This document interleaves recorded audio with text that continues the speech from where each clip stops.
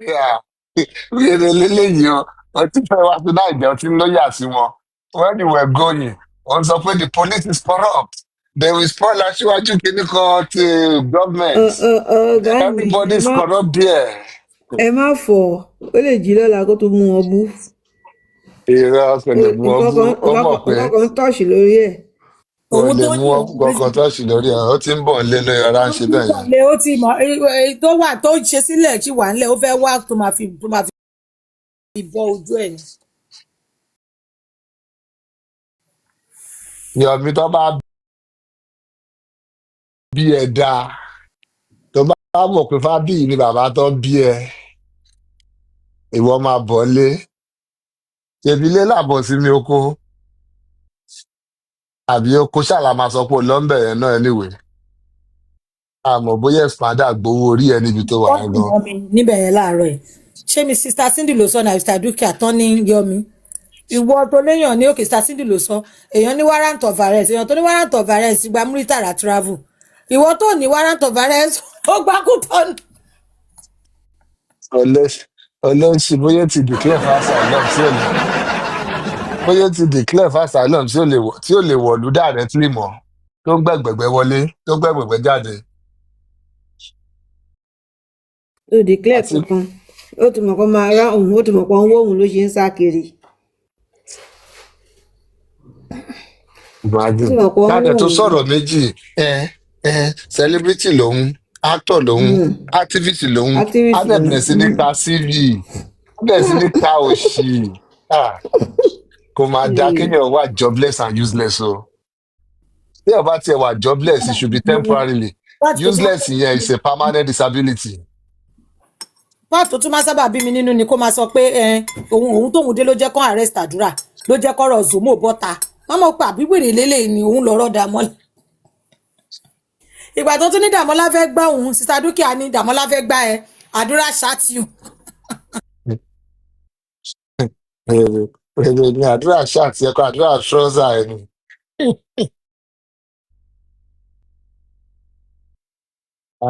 Yomi is ó dà pé kí ló ti ń pè é? Donation ti run dry níbi tó wà.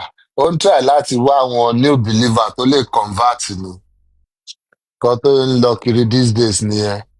Tó ń pé bóyá kó ń wò ó pé àtọ́làtọ̀ nàìjíríà tó bá gba mọ́nà ló lè gba túnà lọ́wọ́ ti yẹn. Then ó tún wá sórí láì bóyá rí gift gbà àwọn nǹkan tó fi ń Àbí nà survive. ó máa ro ogun ẹjọ́ kí lọmọ máa jẹ. Ọmọ máa jẹ òun náà máa jẹ ẹni tán ra sígílẹ̀sì lọ́rùn tẹ́lẹ̀. Ó ti wá rí ń páyé abroad o. Ayé kò ń ṣáyé fàmílétè kí n tutọ́.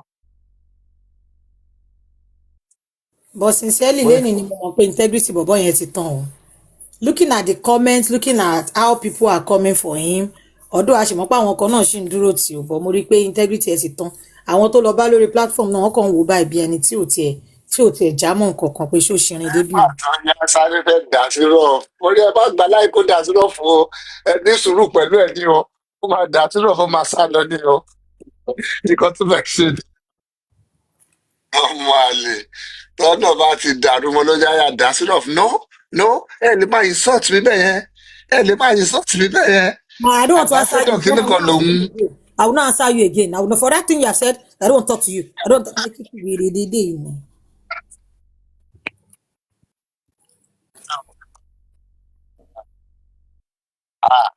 Wọ́n ta tán sí justice lọ́rùn ni ó ti wà ní gbígbé. Ẹlòmíì ò bá kú tó lórúkọ ọmọ rẹ̀ bí Ayọ̀ máa kúrò lórí justice yìí. Láti ìdí ẹ̀ ni. Ṣé àbá ní kó lọ ṣe justice for Buhari?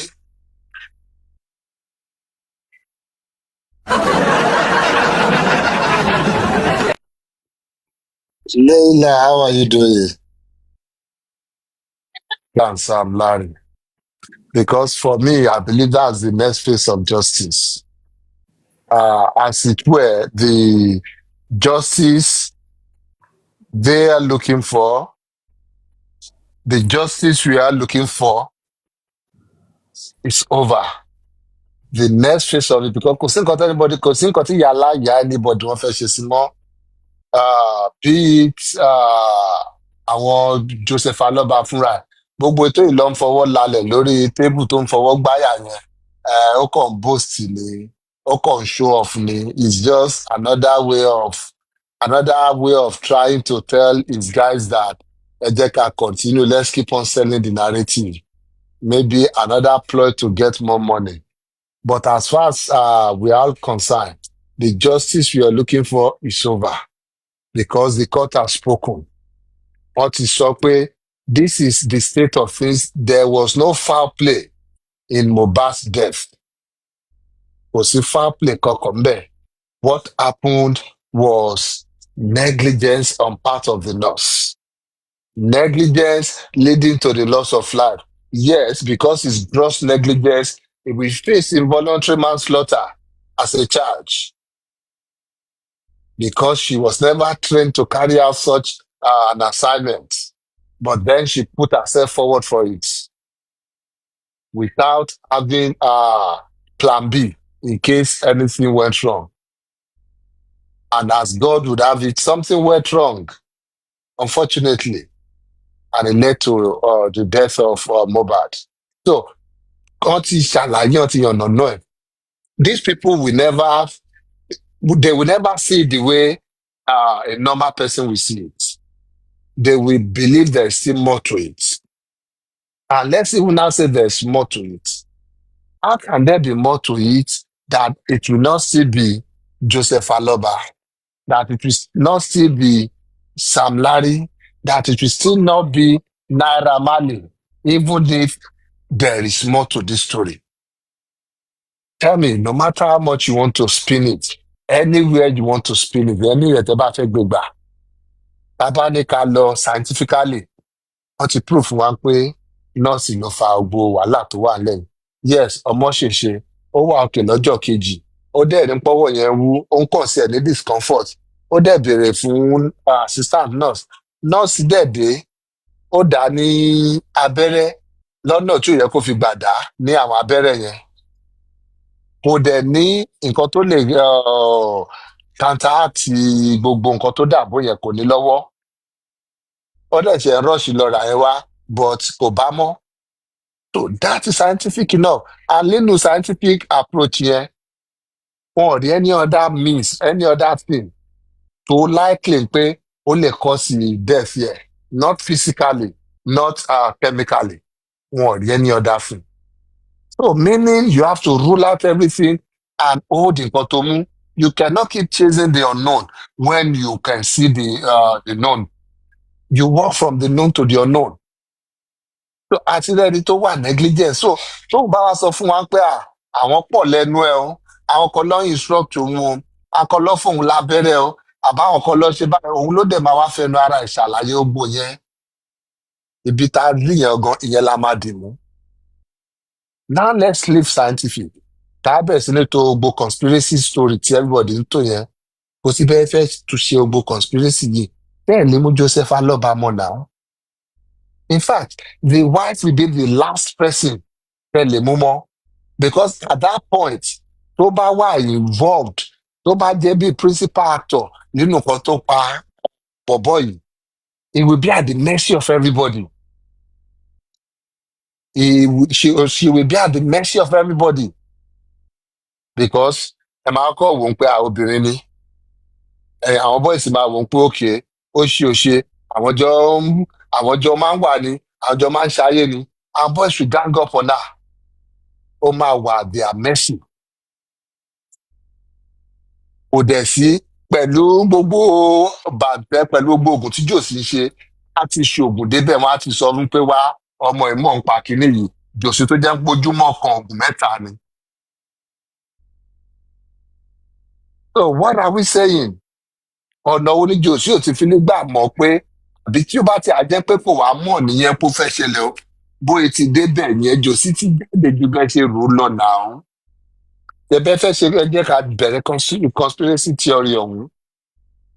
Wọ́n ṣáà nígbà tó wá sílé ẹ̀ láàfin. Mo dẹ̀ tún wo àwọn interview kan tó pẹ̀lú bó ti yìí tó ti ṣe sẹ́yìn àti tó ṣẹ̀ ṣe.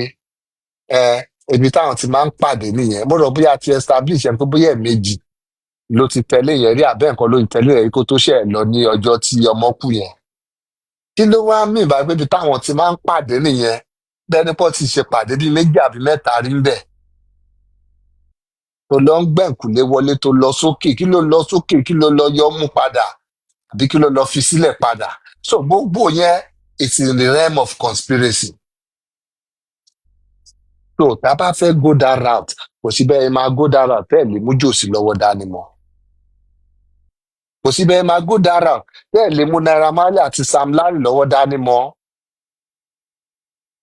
Nítorí gbogbo àwọn major actor nínú kinní yìí they are still friends. Josi ṣe ta láìṣe ọmọ kú. At that point you know àwọn known enemies ọmọ yìí bóyá ọ̀pá bóyá àwọn ọ̀pá but a mọ̀ pọ̀ ọmọ yìí ní jù pẹ̀lú àwọn people yìí.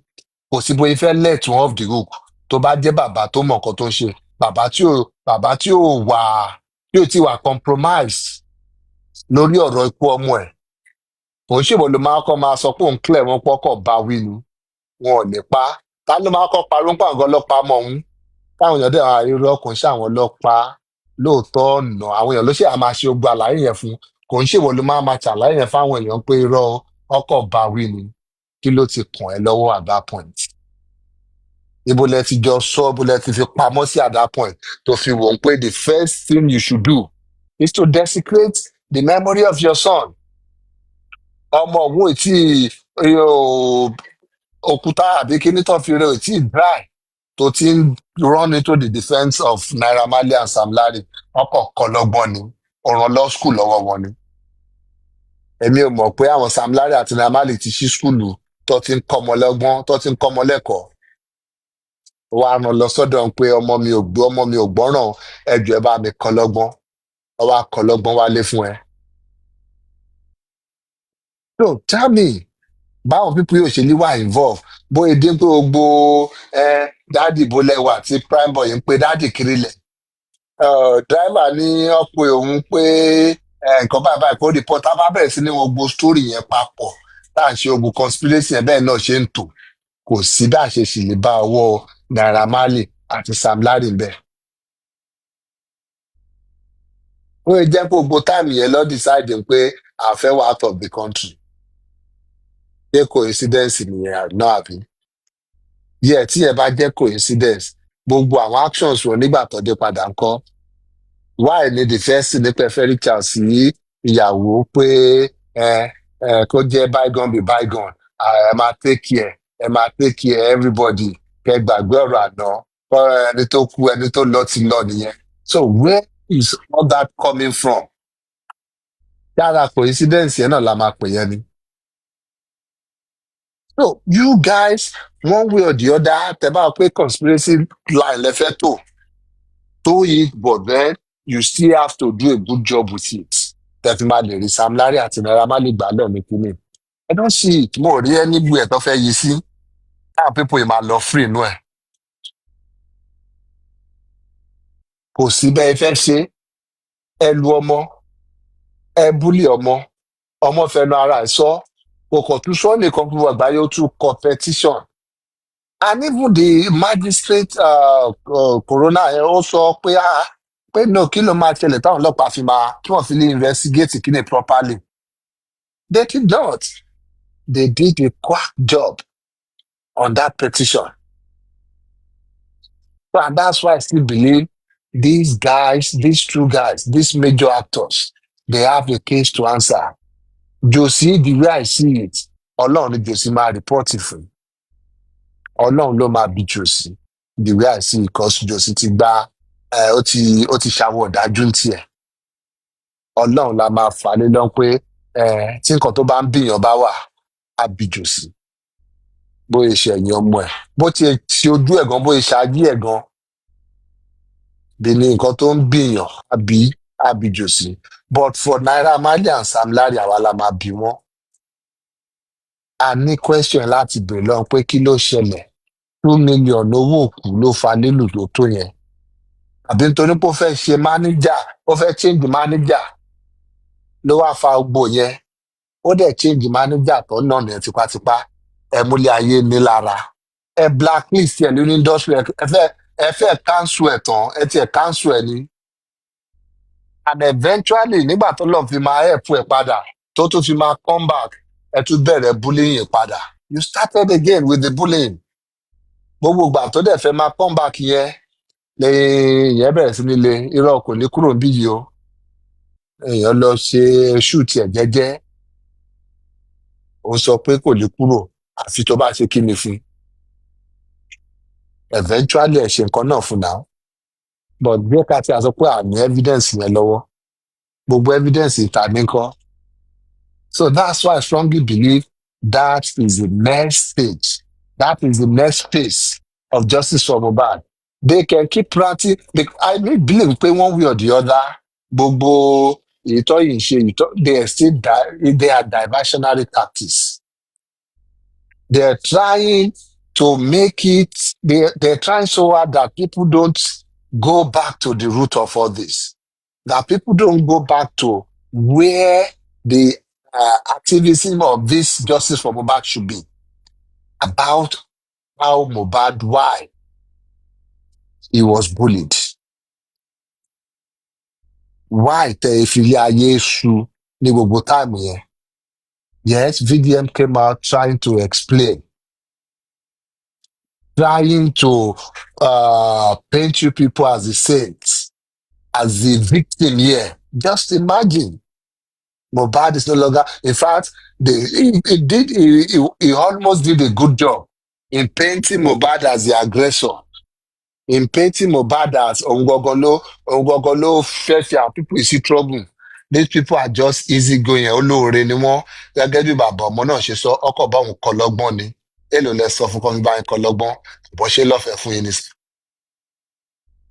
So VDM did a bad job almost a good job láti convince wa pé Mohbad táwa ń wò yẹn o òun là aggressor o òun ló kàn máa rédé bọ́ta nílé lọ bá àwọn people ìjà o tó dẹ̀ máa ṣera ẹ̀ léṣe tó dẹ̀ máa padà wálé wá ṣe fídíò pé kọ́wọ́ bọ́ iṣu òun léṣe o. Is that not interesting? Twist of narrative. It's an interesting twist. But then, for those who can read between the lines, you will know that VDM is only working for his money. That is what, the only thing the VDM wants here, he has always been an hustler. Hustler ni láti lẹ̀. Owó ṣù ó tó kó jẹun. The next thing ni pé kó tún ta conscience yẹ. So, irú èèyàn bẹ́ẹ̀ yẹn, just let them do what they can do best. People will have to work for their daily bread. Tó ń bá dẹ̀ ti choose ìpọ́nà tó ń fẹ́ gbà fi jẹun nìyẹn. Pé ibi tó náà fún jẹun sí nìyẹn láti máa try láti twist narrative. Let him go ahead and do it. But we cannot lose focus. Let's keep our eyes on the ball. And the ball is the bullying of Mohbad. Kò sí nǹkan tẹ́nibọ̀dì lè fọmọ́ òun mi ṣe mọ́. Gbogbo ìtẹ́niwọ̀n ní ọba yìí ṣe, they are on a borrowed time.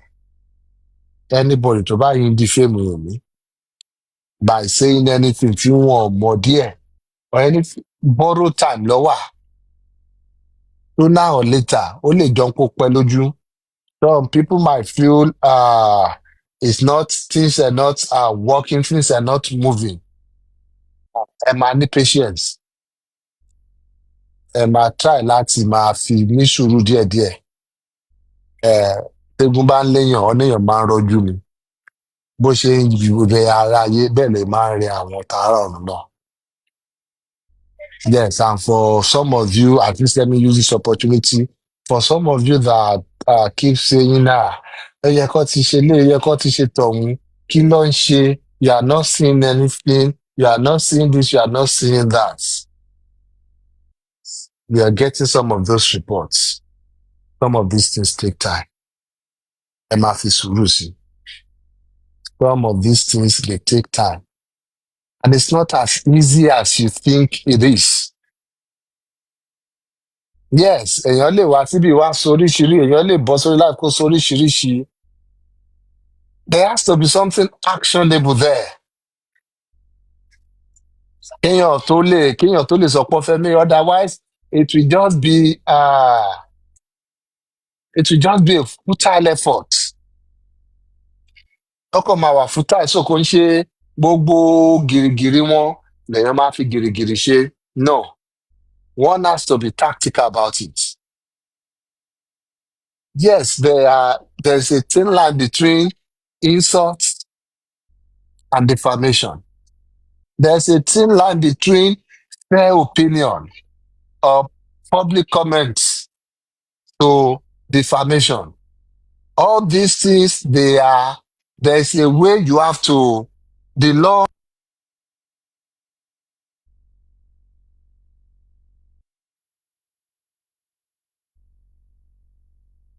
the thin line between these things, our people need to know. So, tí a bá wò gbàǹbẹ ní pé things are not moving, they're not, ó jọ bẹ́ẹ̀ ni pé there are some things going on that you feel there should have been a very swift action on it. Don't forget again, Nigeria ló ń pè bí. Nigeria òun ló ń pè bí. And sometimes, I know some people feel you can always get things done, but you cannot fight illegality with another illegality. You cannot fight injustice with another injustice. How do you want to explain it to yourself at the end of the day? Yes, you might take a win, and that is the kind of thing. Irú àwọn àkúdàáyà, àwọn Yomi and the rest, that is what they specialize in. Let's assume, you feel there's been an injustice somewhere and you call yourself a warrior for justice, you're fighting for justice. How can you explain it? How can you reconcile it? That you now sọ pé ẹ bá mi ti ẹni yìí mọ́lé, àbẹ́ gbowó, ẹ bá mi embarrass ẹni yìí, just because I'm looking for justice. Yes, it's not like it's not possible in that country. Yes, ó wà possible. Ẹ fún wọn lówó, ẹ kò bá mi ṣe lé, ẹ kò bá mi ṣe léyìí. But how do you explain it? But then, some of those people, they don't have the conscience. And I believe people on this side of it, even when we are angry, mad at the situation, we still do things that at the end of the day, you can go home and sleep comfortably without having any disturbed mind. That's what they don't believe in on that side. That's what they don't have. And that's why it might look like some of these things are taking like forever, but slow and steady. The same thing for almost 2 years, we kept on following the corona inquest, coming back online to make our comments, going around to defend our positions, slow and steady. Eventually, the verdict came. It rewarded all our effort, the effort we've put in all these months. The same thing with every other little thing in this justice for Mohbad.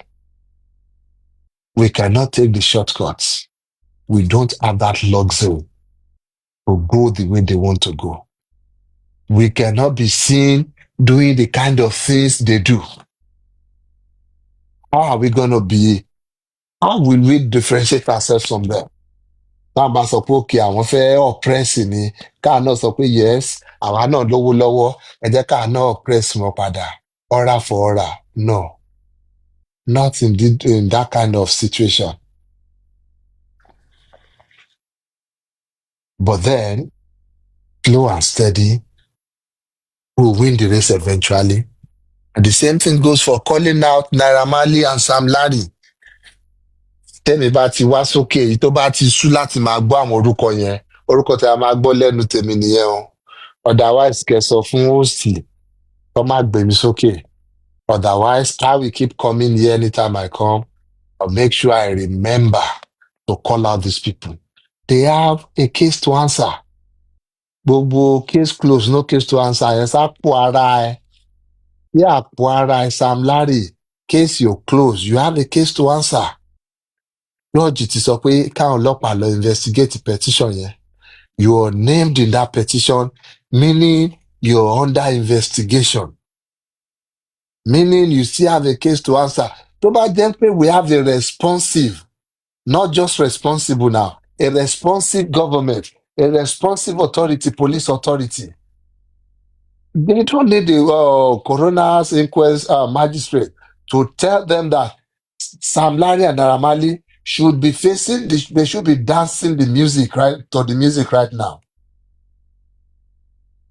But the kind of authorities we have now, who you know, person no person kind of authority. That's why people like Yomi Fabiyi will go about every now and then on social media, defaming even the police themselves. And what do? Wọ́n á máa wò bọ̀lọ̀ náà ni. Bóyá tẹ́jọ́ ò bá tí wá síwájú wọn, anybody ò bá tí complain. Yes, sometimes you need that in the law. But sometimes when you have proactive authorities who are awake to their own duties, they know when to take action. And now Sam Larry and Naira Marley, at the least, they should have been docked. They should have been charged. Ó yẹ kó máa wá dé pé okay, trial date leléyìí o, kíní kan leléyìí ni o. That is what they ó yẹ kó ti lọ wá lọ́yà báyìí.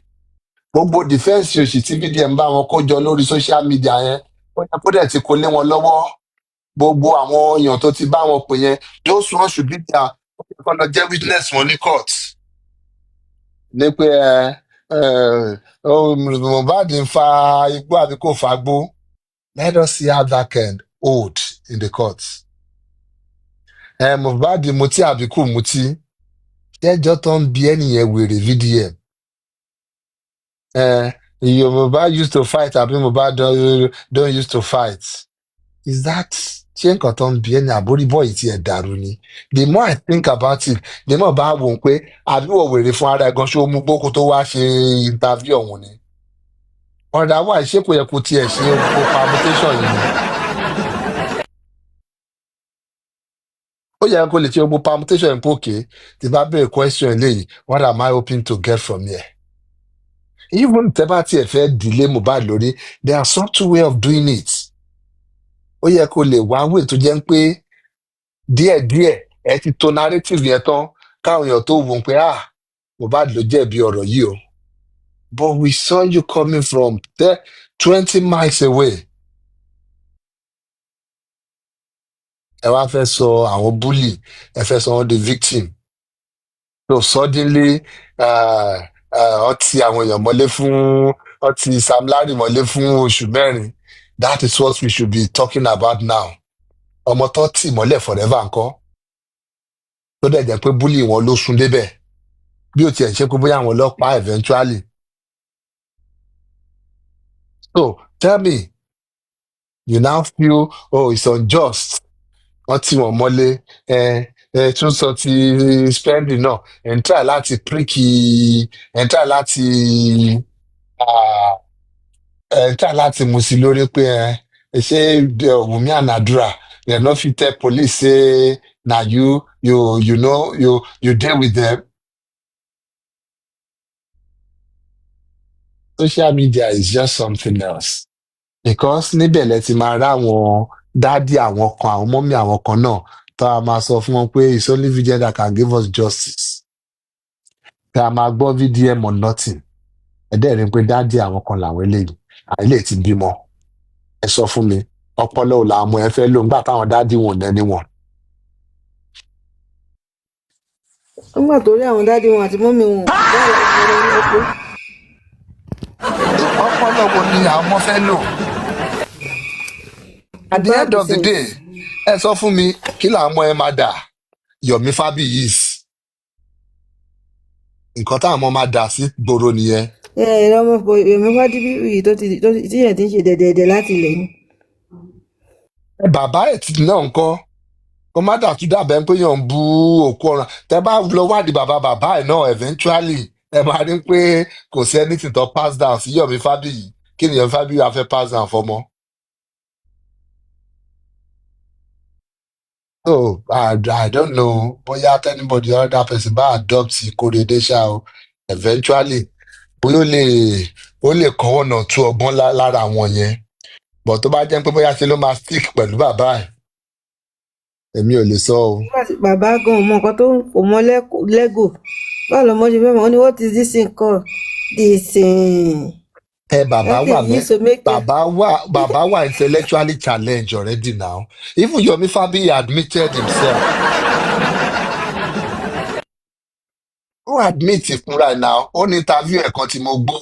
Mo mọ̀ bóyá bí náà lọ ti ń play tó ní òun drop out ni ó dà pé bóyá ló ṣe wàhẹ́kì gan or something. Wọ́n ní òun drop out ni. Òwò secondary school ló ṣe or something bóyá mọ́mí ẹ̀ ló kú láàrin ọ̀nà ni àbí dáàdi ẹ̀ ló kú tí wọ́n fi lè rán school o àbóhùn ló náà dà pé yà pátángbà ẹ̀ náà fẹ́ lọ ṣe tíátà ìpátá ni.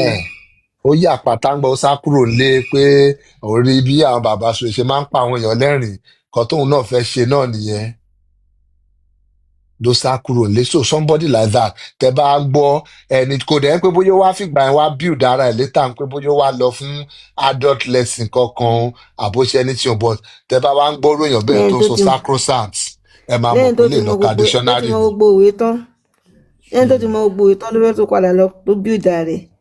ẹ̀yin ẹ lè fi máa mọ̀ pé léyìí dictionary ló ń jẹ láàárọ̀ ló ń jẹ lálẹ́. And dictionary will only tell you the words kò ní sọ construction ẹ̀ fún ẹ kò ní sọ context kò ní sọ bó èlé ló fún ẹ bó èlé fi join ọ̀rọ̀ together. ọ̀gá mi kò ní sọ bó èlé fi make sense. mi ìbílẹ̀ ìpò ń ka dictionary gan ó possible kó gbọ́rọ̀ yẹn lẹ́nu àwọn kan rí kó wá lọ wo meaning ẹ̀ kó máa fi sí gbogbo ọ̀rọ̀ tó ń lò. ó possible náà ó possible tó ló máa láwọn ọ̀rọ̀ kan tó bá ti gbọ́ tó bá ti yẹ bíbẹ̀ yẹn ó máa stick to your memory ni later ló ṣe máa lọ máa wá mí ní ẹ pé torí gbà yẹn náà ó lọ́rọ̀ kan tí mo máa ń gbọ́ lẹ́nu dáàdì mi dáadáa ń gbà yẹn campaign of calumny ọ̀rọ̀ yẹn àti kékeré ló ti stick sórí mi tí bá ti rí kó jọ bẹ́ẹ̀ ni pé àwọn kan fẹ́ gang up àfẹ́yìntì this is campaign of calumny gbogbo àmọ́ dẹ̀ tí mọ̀ mí nìyẹn náà tí bá ti lò bẹ́ẹ̀ àwọn pé wọ́n ní bàbá ti gbé ìbò látó yìí rẹ̀ yín kẹ́ ẹ̀ dá nǹkan mọ̀. gbóyìnbó gan. òwe èrè ni ó lè ti gbọ́ lẹ́nu àwọn kan wọ́n mọ̀ pé ẹ sọ sacrosanct tó yìí òkè kò sí wàhálà màá kọ́ sílẹ̀ níbì kan tó dẹ̀ ti mọ lẹ́nu nìyẹn so now tell me báwo ni ọpọlọ wo ni Kóredé fẹ́ fi ṣe ayé ẹ̀ máa gbàdúrà fọmọ ẹ ni kọmọ ẹ ráyè ṣe torí tí dáàdi ò bá ní enough ọpọlọ tí dáàdi ò bá ní enough ọpọlọ tó lè fi tu ayé at 42. ṣọmọ tó tún ti lọ yọ kúrò ní school jẹ́lé ó sinmi tó mọ yẹn rán lọ jẹ́jẹ́ tá fi bẹ̀rẹ̀ páṣí ayé ẹ̀ láti bẹ̀rẹ̀ tó yọ kúrò ní school oló láti wà láti wà part of the struggle. lùsì. struggle tí ò gbé òun struggle tí ò jẹ́ kó lè rí aṣọ rà fúnra ẹ̀ tó ní láti máa parọ́ jẹun parọ́ ṣe ẹ̀wù raṣọ wọ̀. mo ń fẹ́ sọ̀rọ̀ Yomi ó máa dàgbà téèyàn kàn ń tágẹ̀tì ẹ̀ ní the next thing ó lè sọ pé bóyá atẹ́gùn lèmi fẹ́ fi pa àwọn bẹ́ẹ̀ yẹn. nǹkan ní ìfẹ́ sọ nìyẹn bẹ́ẹ̀ tẹ́ fẹ́ fomi pánjọ́ sí. ó lè sọ pé atẹ́gùn ni mo fi ń lépa àwọn sí i. I think we should just ẹ jẹ́ kí yọ̀ǹda Yomi fún ẹ jẹ́ yọ̀ǹda Yomi. Oh, you see these people ẹ dẹ̀ mọ̀ pé ọmọdé kínní náà òun náà ló máa ń dàgbà òṣì eventually ẹ ti máa ní pé ó ń bá wọn bọ̀ láti kékeré ni ẹ máa dẹ̀ á máa trace ẹ̀ lọ́bẹ̀ ni nǹkan tó bá lọ́ọ̀ bàbá wọn nìyẹn tí bàbá wọn bá lọ́ọ̀ bàbá wọn so eventually ibi tẹ́ ti máa rí tẹ́yẹ̀ tó máa pẹ́ eléyìí ọmọ ọ̀ràn kíran ni irú Yomi bẹ́ẹ̀ that is what you can use to qualify Yomi pé eléyìí ìran kíran ló ti wá it's a lineage of stupidity ni otherwise ó yẹ kó ti píìkì ọpọlọ kan bí òun ṣe látara bàbá ó yẹ kí bàbá ìjogún lára bàbá tiwọn náà but ká má ràn sílé hopefully á release ọmọ ẹ̀ for adoption somewhere èèyàn kan á lè rí ọpọlọ díẹ̀ kọ mò ń gbọ́ lọ́sọ̀tọ́ náà mo yàn ò lè mọ̀ nǹkan tó ń jẹ́ lego onídàtì náà ni àná ọmọ yẹn does not ọmọ yẹn ò seize láti bà lójú jẹ́ anywhere nígbà tó ń rán ọmọ yẹn gan sí ni mo ń wò. ọ̀gá mi ẹ̀ gbọ́ ni ojú mi dé já ó sọ bẹ́ẹ̀ ẹ ní ọmọ ìbojú mi jẹ́ ṣá.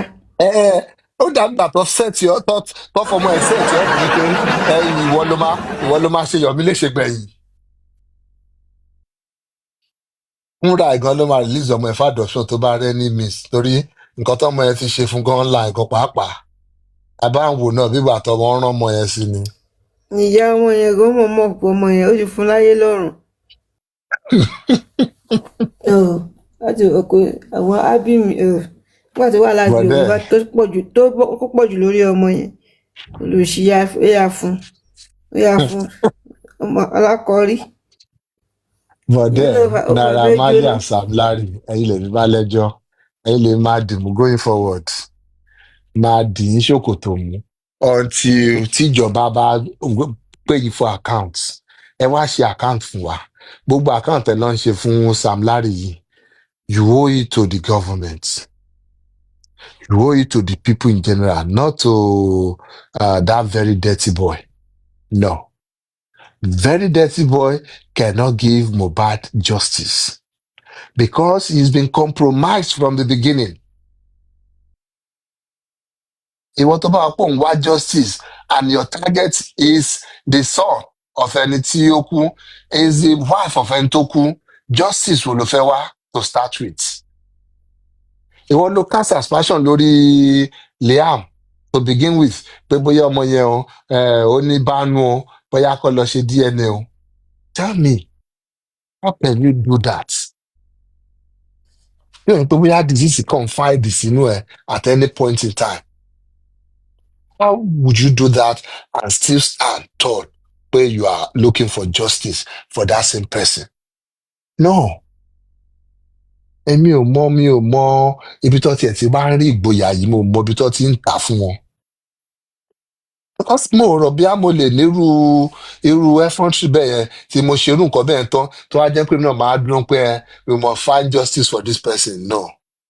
Ẹ̀mí mi ò lè gbèrú kinní bẹ́ẹ̀ yẹn. But then our people yìí wọ́n ti ṣàwọ̀ ọ̀dájú. Èèyàn dẹ̀ lè ṣàwọ̀ ọ̀dájú kó má nírú àwọn boldness yẹn. Sam Larry has still not kò tí explain nìkan tó wá dé kí ló ti ń pè tó wá tó fi lọ scatter show wọn lọ́jọ́ yẹn pé wọn ò lè lọ́ńbì wọn dẹ̀ lè ṣe shoot yẹn. Kò tí explain nǹkan tí Mohbad gbà lọ́wọ́ ẹ̀ gangan because we are àti gbọ́ bíi three different story lórí nǹkan tó ń lé Mohbad kiri lẹ̀.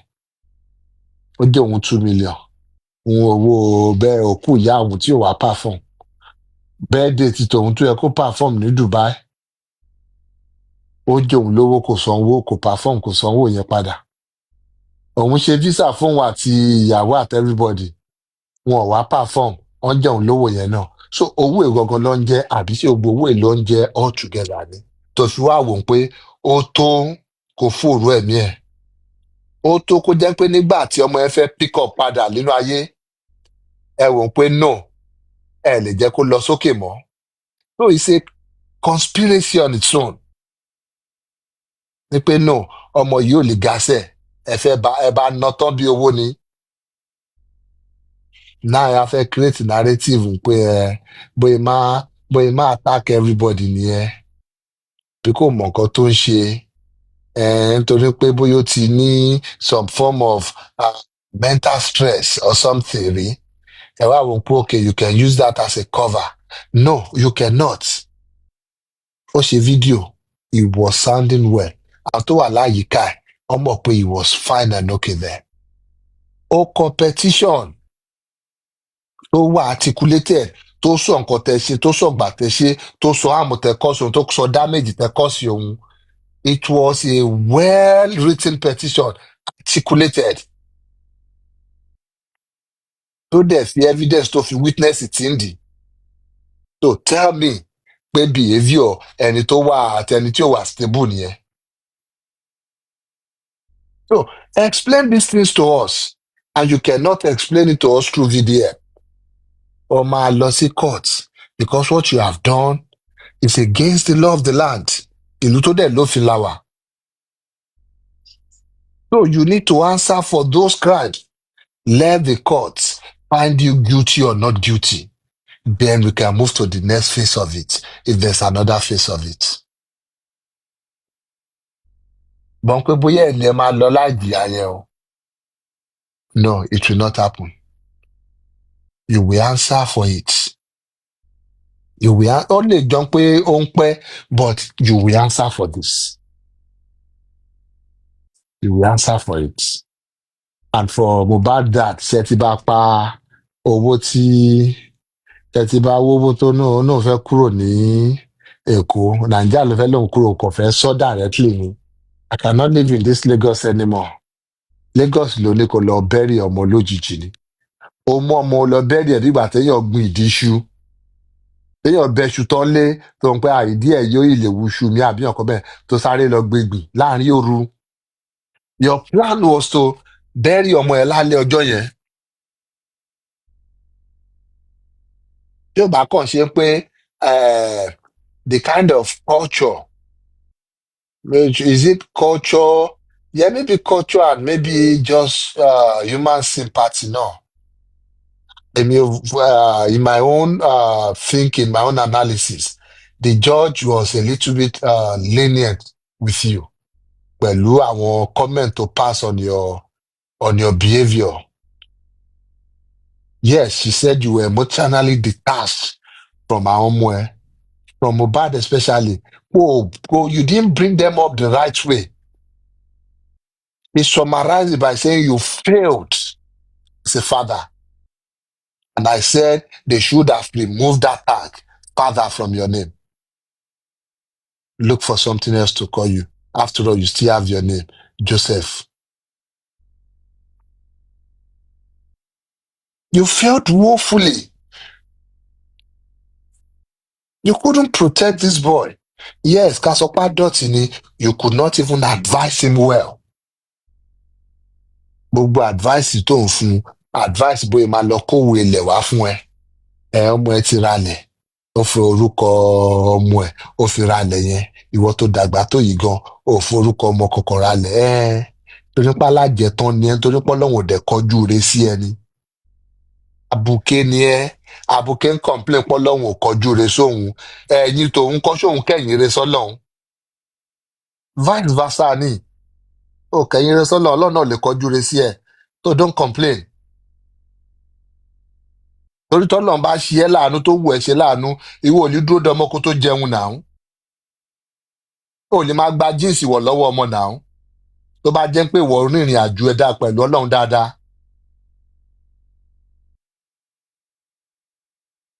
Ó lè máa dún pọ́mọ ló fẹ́ máa kó bàtà sí ẹlẹ́sẹ̀ wọ̀. Kò ń ṣe àwọn èèyàn ní MKO ní tó fogún lẹ̀ fọmọ. Tí wọ́n ń lé ogún ọmọ kiri lẹ̀. Ìrìn àjò tí ẹ ti wọ́ láti ilẹ̀ already. Ó fi tiẹ̀ kó bá àwọn ọmọ tó bí ni. Ọmọ yóò bá ti ga kò bá ti gòkè jù bẹ́ẹ̀ yẹn lọ. You were the anchor tó ń hold ọmọ ẹ̀ down to that spot. Ìwọ ló jẹ́ kọ́mọ yẹn move. Ó lówó tó lè fọmọ. Ó ní charisma, ìwà burúkú ló wà lọ́wọ́ ẹ. Kò rí àwọn ọ̀rẹ́ ọmọ ẹ, àwọn lóbìnrin bí kò ṣàmọ jẹ bóyá ń ṣe ẹ́ nìyẹn. Ọmọ yà á lọ ṣiṣẹ́, wọ́n á lọ ṣe ṣùtù, wọ́n á lọ ṣe oríṣiríṣi. Tó bá ti kó wá fún ẹ, kó lọ fi gbà ọ̀tẹ̀, kó lọ fi bá àwọn ọmọ inú ẹ̀ sùn. That is what you've been doing. Bó o gbà pé ọmọ yẹn wà láyé, ọmọ yẹn ń ṣiṣẹ́ sí ẹ ni. And kí ló ń fowó yẹn ṣe? Òfin kóbìnrin ni. Gbogbo kòròdú yẹn lọ́nà ti mọ̀ ẹ́. Kíkọ́ ọmọ yẹn máa tí wọ 16 ni. O máa ṣá wọn jẹ ni bóyá ń ṣá wọn jẹ ló ń ṣàyà wọn jẹ. Ó dẹ̀ níyẹn life.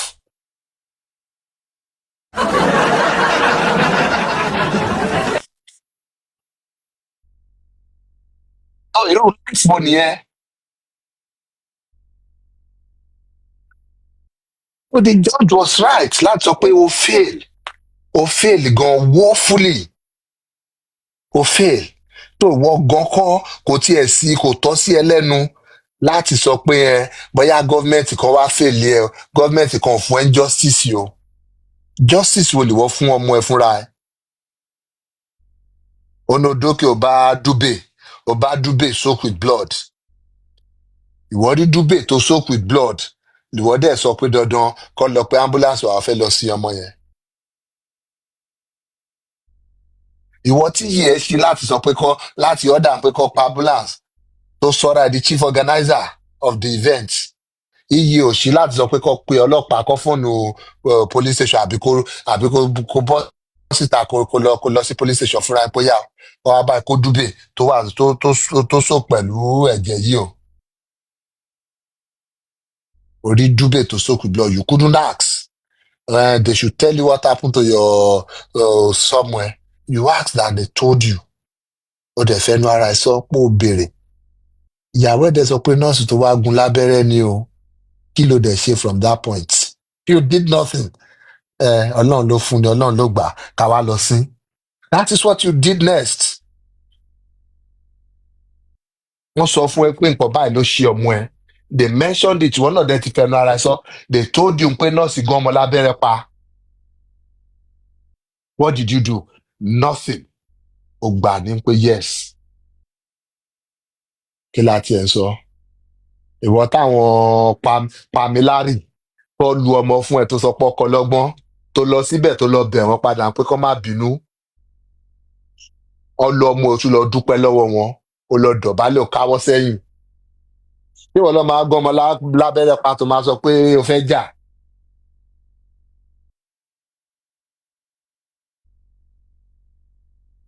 Ìyẹn wá ń try láti cover ẹ̀ ní VDM yẹn. Kò bá jẹ́ kó sọ story ibẹ̀ yẹn dáadáa. Ó ní kí ló wá ṣe nígbà yẹn. Ó ní lọ́ọ̀yà introduce ara ẹ̀ sí ẹ. Ó wá ń sọ fún lọ́ọ̀yà pé I remember my son say he used to have la. Ó sáré pamọ́ lẹ́nu pé náà ibẹ̀ yẹn kọ́ la fẹ́ sọ. Ó yẹ kó jẹ́ kó sọ délẹ̀ náà kó lè mọ ibi tí interest yẹn láìsí gangan. Ibi tí interest yẹn láìsí nìyẹn. Pé ọmọ ẹ sọ pé òun nílẹ̀ níbì kan so báà lẹ̀ máa ṣe. What stops you from saying ibo làwọn ó dẹ̀ ráwọn ọ̀rẹ́ ọmọ ń bẹ̀? Ó ní orí Zlatan ń bẹ̀. Ìyẹn jẹ́ bí ẹ̀gbọ́n fún. Yes, those ones can still stand bí bàbá àsìkò. Ó ti rí lọ́ọ̀yà bẹ́ẹ̀ Ọlọ́run ṣe nìyẹn. It should be like ẹ̀dẹ̀ wá bẹ́ẹ̀ máa ṣe o. Ó dẹ̀ dáadé jẹ́ kó gbé yín lọ́lé àbí kíníkan. But because you were determined, you came there with a purpose. You knew what was going on. Ló ṣe tátán sí wọn lọ́rùn. Ló ń sọ̀rọ̀ pé ọ ti sọ fún ẹ pọ́ nílẹ̀ mélòó bì kan. All your information, gbogbo nǹkan tí wọ́n rọ̀ bóyá ó farapamọ́ lójú àwọn èèyàn. Kedere ni o níwájú technology o. Gbogbo bóyá sọ, gbogbo bóyá ń jàdúrú ilẹ̀, gbogbo everything kò farapamọ́ níwájú technology o. O lè máa pa gboró ẹ̀ lọ eventually. The truth will come back and catch up with you. Gbogbo actions ẹ, gbogbo ọ̀rọ̀ ẹ, gbogbo everything tó ṣe, gbogbo ẹ̀ ló ní rẹ́kọ̀dì o. Àwọn tó wà lórí social media tí wọ́n mọ anything nípa Jossy, tí wọ́n ti gbọ́ some little bit of background láwọn kan míì tó ṣẹlẹ̀, àwọn ni wọn ò lè rí Jossy pé no, Jossy kíní yìí ju bóyá ìfẹ́ ṣe lọ. If I wasn't a man who likes standing with the fact, the truth and the law. Pẹ̀lú the little tí mo mọ̀ ń pa Jossy tí mo ti gbọ́ ń pa ẹ̀, táwọn ará àdúgbò ẹ̀gbọ́n ti sọ ń pa ẹ̀, táwọn tó súnmọ́ ti sọ ń pa ẹ̀, I can create a very wide, and it won't even be a conspiracy, because it will be very, very close to the truth. Yes, there might not be evidence to support it. It will be very, very, very close to the truth.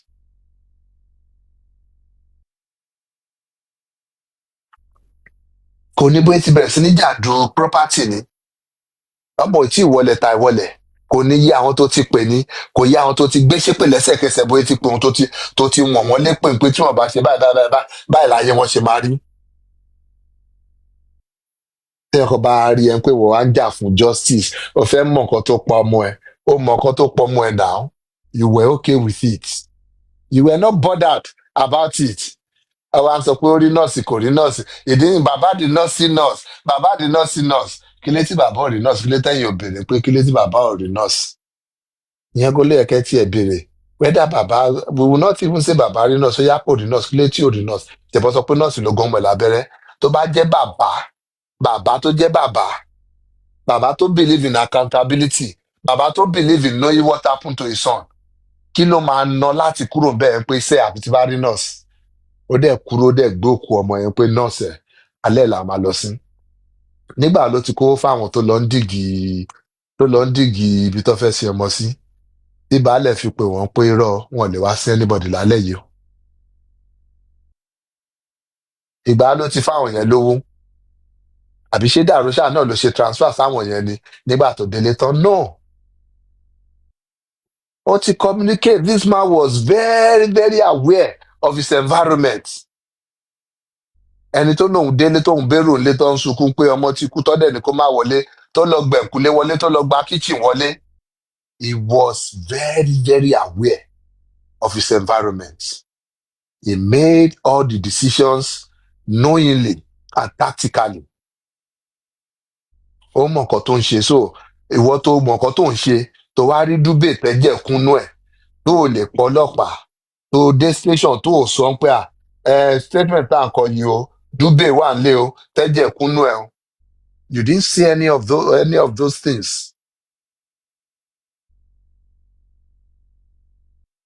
so it's either you are intentionally concealing evidence concealing material facts kò tí ẹ ṣe ìsídà that is what nǹkan tó ń ṣe nìyẹn kò sí ìdá kankan nínú ẹ̀ ìwọ ló ń orí dúbè ká gbà ń pọ̀ orí dúbè kí lè tó sọ police station kí nìkan tó ń sá fún tó yẹ sọ ní police station àbí wọ́n ló gbé dúbè ọ̀hún síbẹ̀ ni the way you wanted to plant to coerce Adua or planting pé kó sọ pé èèyàn kan ló ṣoúnjẹ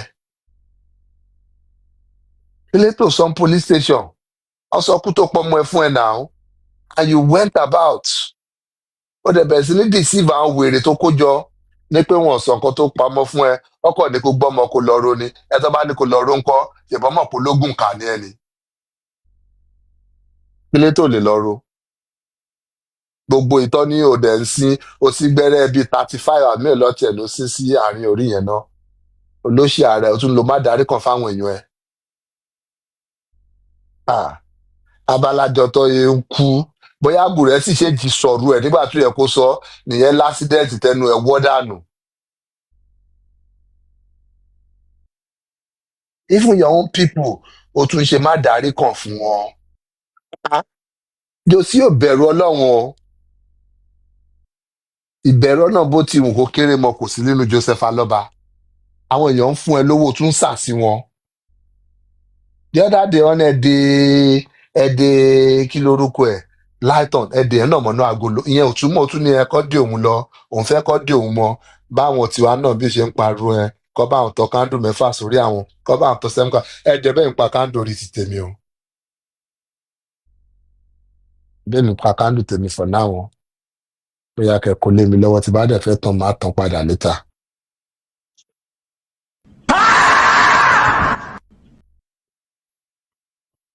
ẹ wá sọ pé ẹ ò mọ̀kú tó pọ̀ mọ́ ẹ. ọmọkú tó pọ̀ mọ́ ẹ man you just chose not to do anything you were okay with it you were okay with the plan leading to the death of that boy because with all these things you were saying it makes it look like there was a plan you were working with. bó ṣe look like nìyẹn. ó jọ bẹ́ẹ̀ ni pé plan yẹn ti wà lẹ̀ you only doing your own part. òkè oníkálukú ti ṣe tọ̀dọ̀ ẹ̀ bọ́ kí ni wọ́n fẹ́ ṣe ju pé ọmọ ẹ gbọ́dọ̀ wọlé lẹ́sẹ̀kẹsẹ̀. nígbà tó lóun ò dẹ̀ gbà fún ẹ ọjọ́ kejì òun pé náà kò ṣeé ṣe ó dẹ̀ ń ṣe tàbí gbà ní ọjọ́ tó bá rí ibi ni bí ń wọlé tó bá ti níbi ni ó dẹ̀ ti sí nìyẹn. So where is all this grandstanding coming from? Ibo ni gbogbo gaslight yìí ti ń bọ̀? Lagos State ò fún wọn justice, you want to go out of Lagos State, kí ló máa lọ ṣe o? Ó máa lọ gba justice wà lamẹ́ríkà ni olóṣì. Àwọn ogun àwọn ọmọ tó ń sẹ́ndì oríṣiríṣi ẹ̀ lamẹ́ríkà ló ṣàmú ẹ̀ kó lọ bá. Yọ́bí mi ẹ̀ dira o, ẹ̀yin ta Amẹ́ríkà síndì ẹ̀ dira o, tí jòsí bá wọlé tọ̀yìn lásán. Ẹ mọ bóyá ń lọ. Ìwọ ò fẹ́ ṣe, ìwọ ò fẹ́ sí, ìwọ ò fẹ́ gbé Lagos State mọ́, tó Lagos State ò fún ẹ ní justice. Ó dẹ̀ mú látàdì wò fi ń nojú lẹ́ẹ̀mẹ́wàá, ó fi ń nu ẹnu bí àwọn ọmọ ọ̀rá ìsà. Ẹ máa mọ ọ̀rá ìsà ẹ̀ tí ẹ ń pè tó a máa kìyàn. Bàbá mi, ìwọ máa wo Gucci kémi máa wo kinní kan, ìwọ máa wo kinní kan kí n máa tẹ̀ra mọ́lẹ̀ lọ, ẹ̀pọ̀ a máa nu ẹnu lẹ́bàá bọ́ yín sọ̀rọ̀ yẹn ni. Ẹ wo jòsí lọ́jọ́ yẹn náà.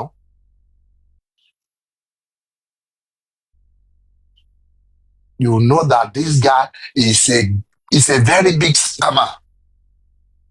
Wọ́n ti kọ ní script yẹ, ó ti kà pé ó ń try láti wá ẹkún, kò rẹ́kún yẹn sùn lọ́jọ́ yẹn.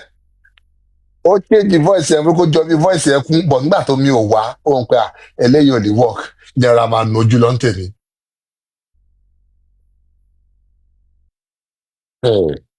Wọ́n máa kúrò Lagos, bó ló ti máa rí justice. Ọlọ́run dá ẹlẹ́jọ́, òun ló fẹ́ appeal. Iwájú ta ló fẹ́ gbé lọ?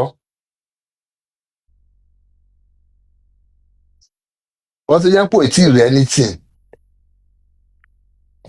Adájọ́ ayé ló ìdá tiẹ̀. Ọba ọ̀run sì máa dá ẹjọ́ fún ẹ. Bó ṣe ṣe ọmọ, bóyá ṣe ayé ẹ̀, you will account for it. Whether you like it or not, you still have a great account to do. Ó ń ṣe bí slave camp. Ó mú ìyá, ó rọ̀ yẹn lóyún. Ó gbé igbá kerosene lé lọ́wọ́, tó bá ta kerosene tán, á kọ́ jí lọ sí ṣọ́ọ̀bù lọ gba búrẹ́dì lọ́tà. Adé á wá ta kerosene, wọ́n á deliver gbogbo owó ẹ̀ fún ẹ, wàá kó mọ́tò lé wọn lọ́wọ́, àti wọn bá tán máa kàn fi rírẹ̀ pàjẹ́ lọ́nà. Ó tu gbogbo yẹn jọ, ó kónú ẹ̀, ó lọ fi lọ sí seminary school, ó kọ́ ó drop out, ó tún ṣe tán. Ó wá dé, ó wá ń pè ẹ ní pastor, you know as a pastor I cannot do such. Nígbà tó mọ ní kò lọ róòkù, ìwọ pé ẹ ní pastor. Ta ló ọ̀dẹ́ ni, ta ló tàmí orólé ẹ lórí?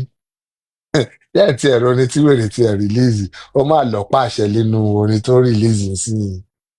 Bí ọ̀dà orin yẹn náà ti pẹ́ mọ́, ó ti ṣe fídíò ẹ̀, ó ti ṣe rìmíìsì ẹ̀, wèrè kan fa áyà pẹ̀lú ẹ̀ bẹ́ẹ̀. Àbí ìmọ̀lẹ̀ sì fi hàn, báyìí mi ti pọ̀ tó, ẹ ò lè rìn nù mọ́lẹ̀ mọ́jú sí, òkùnkùn ló dẹ̀kù tó wá máa rìn.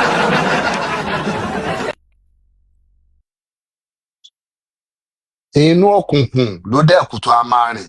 Kò sí ìmọ́lẹ̀ fún ẹ náà. Ìmọ́lẹ̀ òun ló ti pa yẹn. Òun ni Mohbad. Because whether you like it or not, you're complicit in the death of that boy. Whether by your actions or your inactions.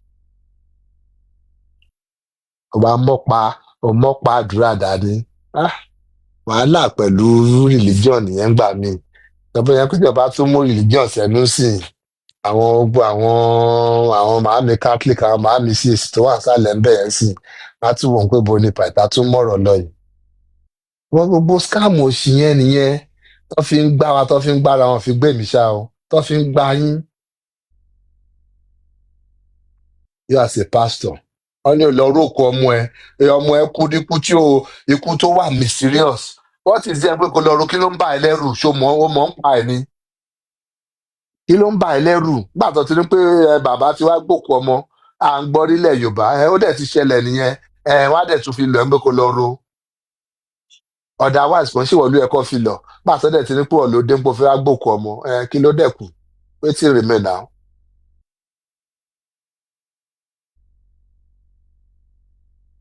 Àníbi tó yẹ kó kọjú sí ò kọjú sí. Gbogbo ilé ìṣẹ̀lẹ̀, you were there sitting with VDM. What a disgrace, what a shame. And you could not tell VDM pé ìwọ interview Sam Larry tó lu ọmọ mi. You could not even make any comments towards that. Ó jókòó ti ẹni tó ń try láti paint ọmọ ẹ as a bad person, tó ń pe àwọn bully ọmọ ẹ ní victim. What rubbish? What contradiction?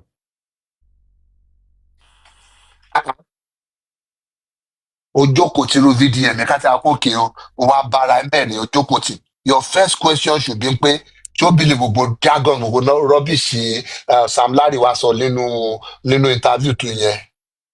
You could not even make any comment about that. You were comfortable. Ẹjọ́ plan ẹ ní.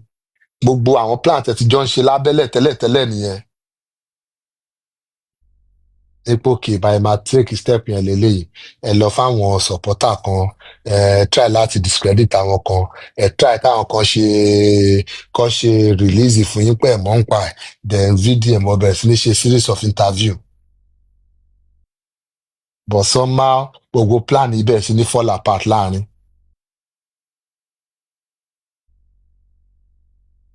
Ó jókòó ti VDM. Ó jókòó ti ẹni tó ń image PR personnel fún Sam Larry àwọn tó lu ọmọ ẹ nígbà tó tiẹ̀ gbà ń pọ̀ lù náà. So kí ni mo tiẹ̀ ń sọ gan? You felt they did well with him. They were right by him. In fact, lójú tiẹ̀ ọmọ ẹ ló kọjá yìí ẹ̀ torí ṣèbí ẹni tó bá kọjá yìí ló ń bá wí. Yes now, ó lọ bá wí ni ó kọjá yìí nìyẹn túmọ̀ sí. Ẹni tó bá kọjá yìí ló ń bá wí now. So tó bá jẹ́ ọ̀gan lo interview Sam Larry gan, I'm sure you would have tendered unreserved apology to him. Pé má bínú bó nǹkan tọmọ mi tó fojú ẹ̀ rí lẹ́yìn ikú ẹ̀. Bó nǹkan tó dẹ̀ fojú ẹ̀ nígbà tó wà láyé náà, I'm sure you would have apologized to him. Ẹ̀dẹ̀ sọ pé kó má yọ táàgì bàbá kúrò nínú orúkọ ẹ̀. Ọkà bàbá ni ẹ́, ò ń ṣe bàbá.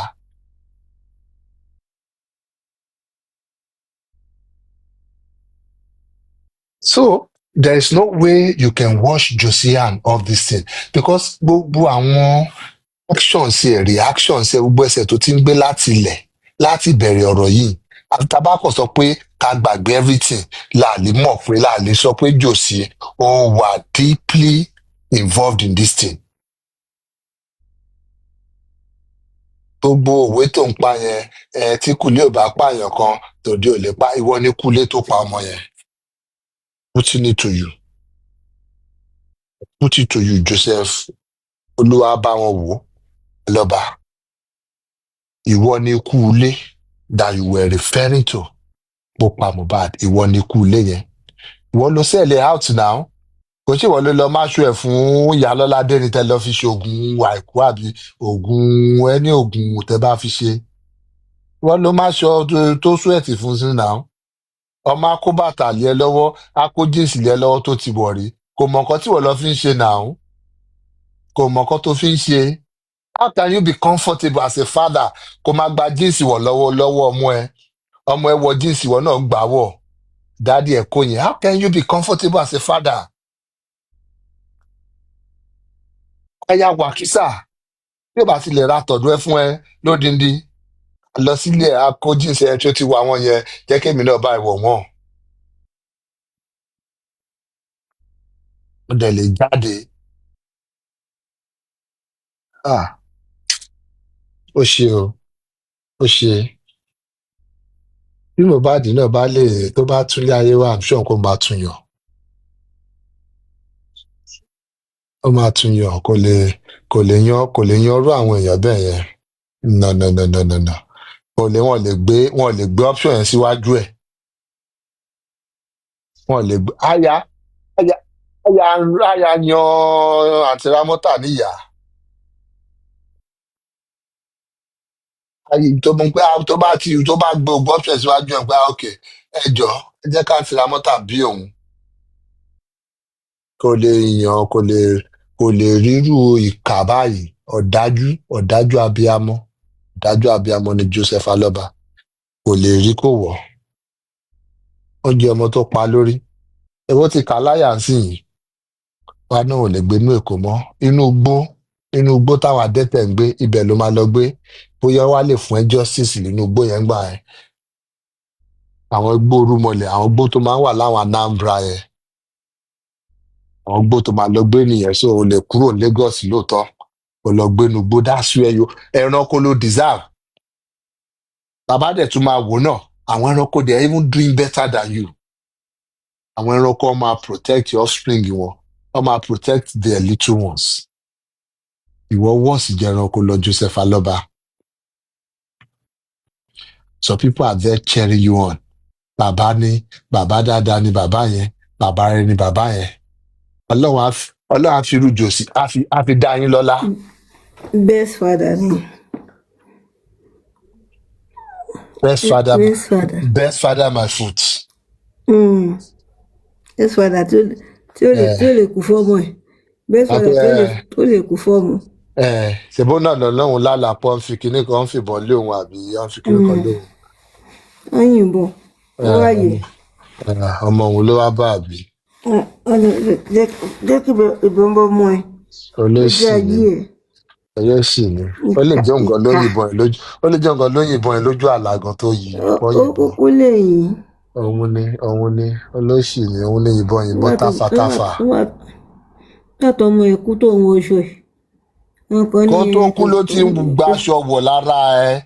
Kó tó kú ló ti ń ṣe pàṣípàrọ̀ ògo. Ṣèbógun yẹn náà ló fẹ́ lò sí tó ń ṣe orin kiri lẹ̀. Anyway, ó ti ṣe bóyá ìtẹ́ bá fẹ́ lọ download ẹ̀ lórí audio mark kò kẹ́yìn náà lọ sanwó fún wọn. Kẹpa ó sápò jòsí. Torí tó fi sórí TikTok yẹn kò fi full wọn síbẹ̀. Mo kàn níbi tí ẹ̀ náà ti fáyà ni. Pé ó ti wá dogun báyìí. Àríyá lọ́tún wá fi yẹn ṣe. Mò ń gbọ́ àtẹ̀wọ́ yẹn lábẹ́lẹ̀ mẹ́ta. Wá bí ìmọ́lẹ̀ sí fi hàn. Pé bàbá ẹ̀ ti wá ya wèrè finally. Ó ti wọ wí. Jòsí ti wọ W ó ṣe wá rẹ̀. Èèyàn bá kó ọ̀rọ̀ jòsí sẹ́nu, èèyàn lè sọ fọ́jọ́ méje láìsinmi tí ó dẹ̀ lè súnyàn. Because it's an aberration, it's strange nínú culture wa, nínú setting wa. A máa kọ ìwé lórí jòsí. Ó strange gan. Lórí Amazon. Ẹsẹ̀ bí nǹkan tí ó dà pé nǹkan tá wèrè Adéwálé fẹ́ kọ ni ẹbú tí ẹni wèrè yẹn gbà lọ́nà ṣé wọ́n ti tá láṣẹ tí wọ́n bó lọ ni. Nígbà tó ti tán ó ti fokó ṣe lẹ́yà. Tó ti wọlé lọ olóṣì. Ti wọlé lọ. Ẹ máa bá àwọn àgbàlagbà dẹ̀ yẹ̀yẹ́ ara wọn, ẹ wo gbogbo òṣì tó ṣe kiri lẹ̀. Táwọn èèyàn máa gbọ̀n. Wọ́n wọlé tèfètèfè. Àgbàlagbà tó tó yẹn kẹ wọnú irú ẹ bọ́ sórí social media ẹ wo ẹjọ́ dá sí ẹ rí bàbá òṣìlẹ̀ ẹ sọ pé bàbá rẹ ló sọ ọmọ nù ẹ wá ń lé ọmọ nù yín kiri lẹ̀. Ok, kò sí wàhálà. Anyway, bóyá kí n yọ̀ǹda jòsí ní alẹ́ yìí torí ó ń ṣe mí bí kí analyze jòsí. Bọ̀ mo pé tí bá analyze ẹ̀ káwọn èèyàn máa wà ní ẹ̀kan lálẹ́ lọ́sàn lóko gbà ní wọn náà ń gbọ́ gìrìgìrì ẹsẹ̀ lé òun. Èmi ni mo incite àwọn èèyàn gé ìṣẹ́ tí bá mẹ́nu bà ọ̀rọ̀ ẹ̀. So abẹ́tà kí n yọ̀ǹda ẹ̀. Tòun àtàwọn supporter ọjọ́ deserve ara wọn ni.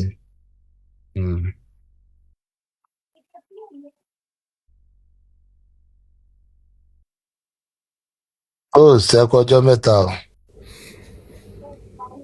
Ṣé ó sì ti ní sùúrù ẹ̀?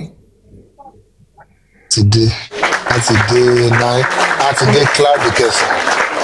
Ó sún. Wọ́n bá tọwọ́ dá wa lóhùn. Ìyọlá mo ti yọ kándù tí ń kúrò nínú. Kándù ta lè yọ. Mr. Pythagoras yọ àbí kí ló ń sọ lẹ́ẹ̀kan. Bẹ́ẹ̀ ni ẹ bá mi yọ wọ́n ṣèbí mẹ́ta náà lẹ́fẹ̀ẹ́ kọ̀tọ̀ tẹ́lẹ̀ àbí tó bá jẹ́ sọ́yé tẹ́tọ̀ ọgán kó máa ń pín àlẹ́ máa tẹ ẹyọkọ̀ sẹ́yìn o. Ìfínsìn lọ́gán ṣe ṣèbí wọ́n ní kí n yọ ni mo ṣáà rí kọ́mẹ̀ntì Sister Dúkìá. Mo ní kẹ yọ mo ní mélòó ọgán lẹ́tàn kí lè mọ iye tí máa fẹ́ gbà padà.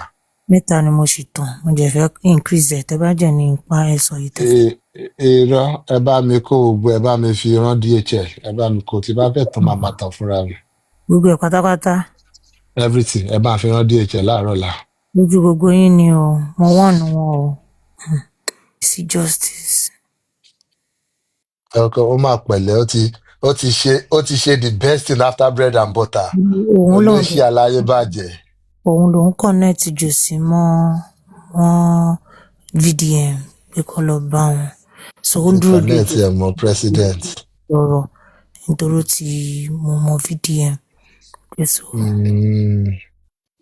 Ó fẹ́ get back on the good side of Joseph Aloba. Yes. ẹ wá sọ fún mi pé orí rúmà ẹ pé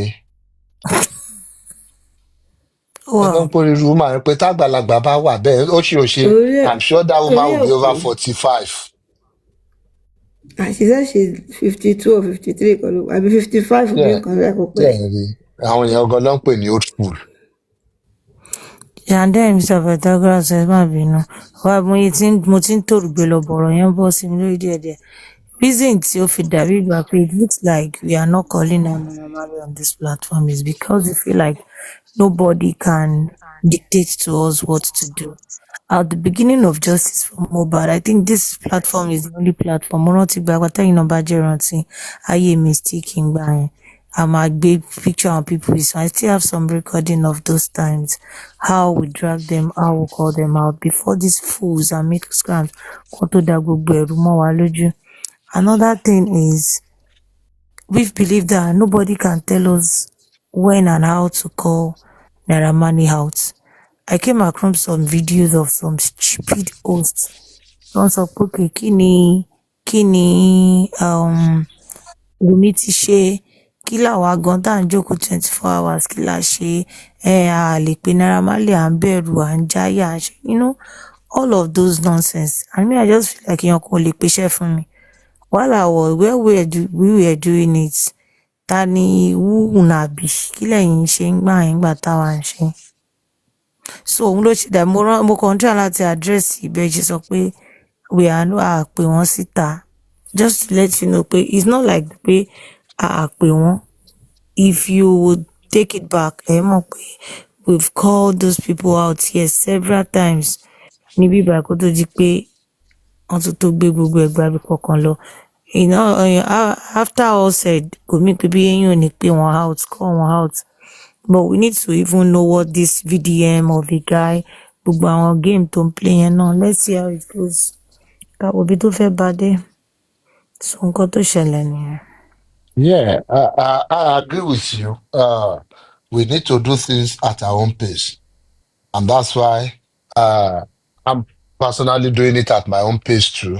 And for any host or any group of people to bá sọ pé wọn ò ṣe nǹkan bá tí àwọn rọ̀bù yẹ kó ṣe. The question ni pé, like you said, when we were doing it then, pé wọ́n kú ni bí kí ló ṣẹlẹ̀ sí wọn iye wọn sọnù gbà yẹn. Of course, everybody can see, at least anybody tó bá wà on this side of justice. Wọ́n mọ̀ pé there is no way we will make submission eventually that we will not say àwọn tó bully Mohbad, àwọn tí wọ́n jẹ́ kó rest, àwọn tó fún hypertension, àwọn tó fún high blood pressure. There is no way tá a máa sọ submission yẹn lọ bọ̀ tá a lè mẹ́nu bà gbogbo nǹkan bẹ́ẹ̀ yẹn. Bẹ́ẹ̀ tí ò bá wá rírú nǹkan bẹ́ẹ̀ yẹn ẹ ká wọn sí sáìdì àwọn òkú ẹ ká wọn mọ́ sáìdì táwọn erésì ń jọba lórí wọn ó dà ń pé erésì lọ bá àwọn òkú sí i so ẹ ká wọn sí sáìdì yẹn nìyẹn so irú àwọn èèyàn bẹ́ẹ̀ yẹn they don't even deserve any èèyàn tiẹ̀ ní láti rí wọn rárá because ìyẹn túmọ̀ sí pé wọ́n ti kú for a long time àwọn living dead nìyẹn.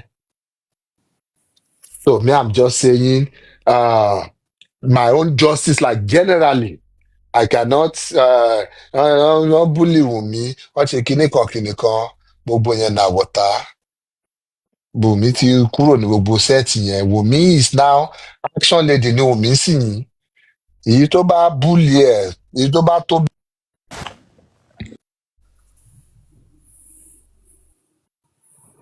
bẹ́ẹ̀ tó bá bully ẹnu yín tí Wùmí bá ready fún Wùmí will take action. Tó bá wò pé ó wọ̀ ti stress yẹn ó wọ̀ ti time òun ó máa take action kò sí ó ti ní kóòtù ti dá láre kóòtù kò indict here in any way. So there's a backing. We have a law in the land.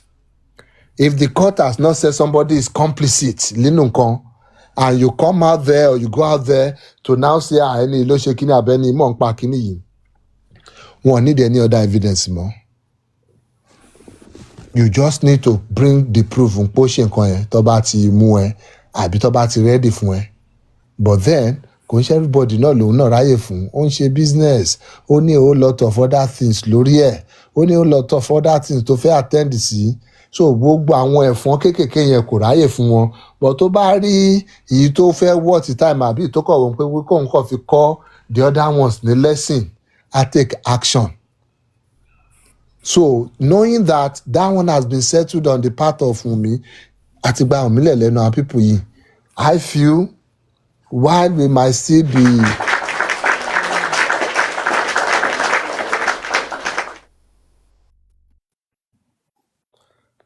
while we might still be tabale ma banter pẹ̀lú ọlẹ́ǹkọ̀ọ̀kan, èmi kàn fi pé the next phase is àwọn wèrè tí bí yìí tọrọ bí àwọn lè wọ aṣọ àdúrà, aṣọ white sórí aṣọ black tọwọ́ àbáṣọ ẹ̀jẹ̀ tọwọ́ yẹn, it won't work. Àtàwọn àti VDM wọn kò lè ragbá fún gbogbo wọn papọ̀.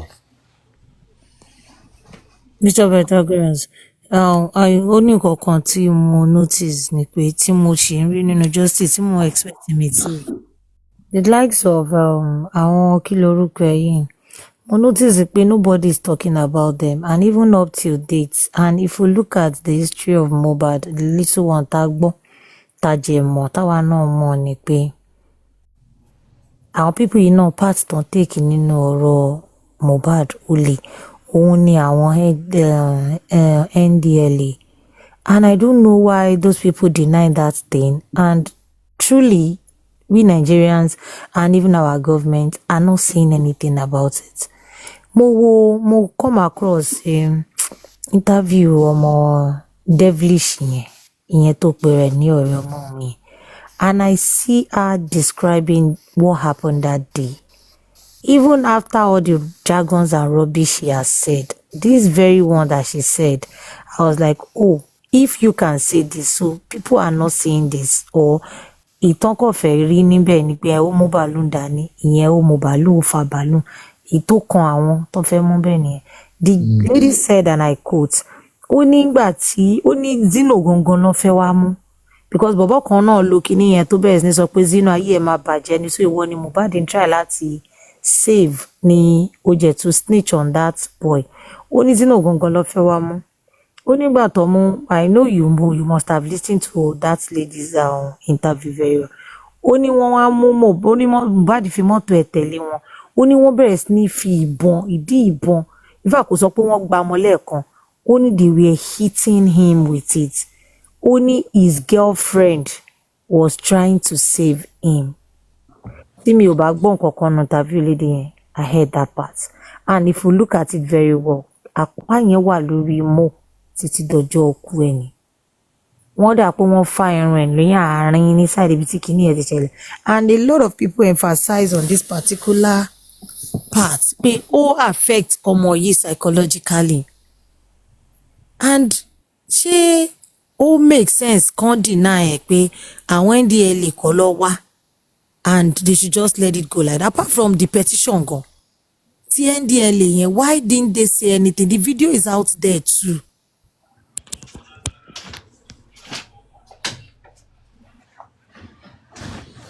Yeah, the cruelty in our setting, in Nigeria as a whole, especially from our so-called powerful people, the authorities and other, the way they use the power with reckless abandon, the way they refuse to account for their actions is alarming. Yes, and Talule would want to account. Àwa yìí náà ni, is the populace. Àwa la lè hold want to account, and that's why one of those things tó ṣe nígbà EndSARS, it was because of this their recklessness with how they handle power how they handle authority. That's why people came out that no way, these guys, they need to go.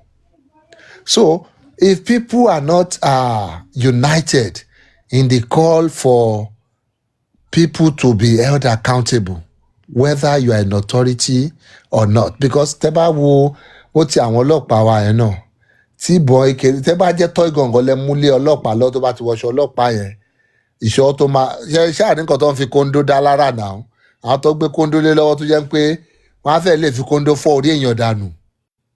So you know that it's a systemic failure, it's a systemic rot.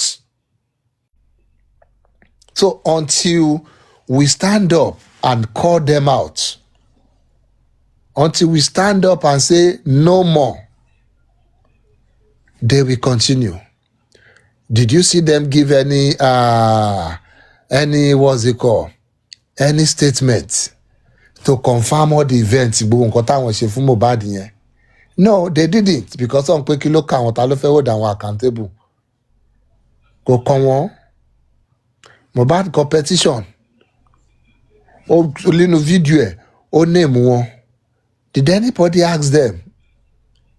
Even in advanced country, even authorities, they still answer to other authorities. That is what you call accountability. If you have a system where some set of people or some group of people don't have anybody doing any form of oversight function over them, then you know that there is tendency for deep corruption. There is tendency for gross abuse of power. And that's what you're seeing with NDLA. Ẹ̀yin gbogbo àná kan lọ gbé ambassador wèrè kan lé náírà lọ́wọ́. So it's just it's a pity, but I find our little system here. But still, it's not like we have to resign to fate. We have to speak up. That's why, yes, Ale Wonkwe is because we are bored. Kila fẹ́ ṣe lórí TikTok. The more we talk about these things, even if any solution don't come out from it, the more we talk about it is the more we are putting these issues on the front burner. It's the more we make people realize that something needs to change in our system. Àwọn ọlọ́pàá tó ń ṣe agbára làwọn NDLA tó ń ṣe agbára lẹ́yìn náà àwọn náà ní ọmọ wọn níyàwó nínú society. They will keep on hearing this thing. Yes, ọkàn wọn lè ti le náà, but eventually they themselves, because some of these things, apart from the government holding them accountable, most of these things will start from us too. Báwo la náà ṣe ń treat ara wa? Because I could imagine kéèyàn máa fọ́ ìdí ìbọn mọ́yàn lórí repeatedly, bó tiẹ̀ jẹ́ nǹkan gan ni. Somebody who is not like a criminal. Yes, bóyá ó wà violent pẹ̀lú yín because of one thing or the other. You have a training to subdue violent people. Did you engage that training at that point? No. But you felt out there him. Kí ló dé tó máa challenge wa lórí kan bye. Anyway.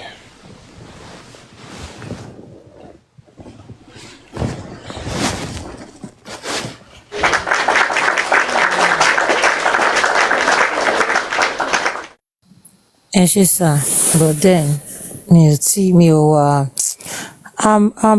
Bear Kings, okay, me were convinced, because to me, I feel like there should be something done to, especially those NDLA. To bá pọ́n fẹ́ ṣiṣẹ́ táwọn ọlọ́pàá yẹn fẹ́ ṣiṣẹ́ gidi. Investigation yẹn náà ni. Tó bá ti open investigation yẹn padà sí bullying Mohbad, that is part of bullying. Òun náà ló mọ sọ, wọ́n ti tó bá open investigation yẹn padà. Ṣe bullying tó fa àwọn Sam Larry tó fa Naira Marley láti bí witness táwọn yẹn bá pè tẹ́lẹ̀ máa sọ pé èmi kọ́ mo ṣe léyìí o mo gbọ́n pé ńgbà tó lọ sẹ́ndì ẹnìkan báyìí ṣẹlẹ̀ o gbogbo yẹn ló máa bring wọn into the matter back. It will be a step at a time, and it starts with investigation into the bullying of Mohbad. which will bring in Sam Larry, Naira Marley, Obele ni o, Olele ni o, Eko ni o, at every other person tó wà involved títí kan NDLEA.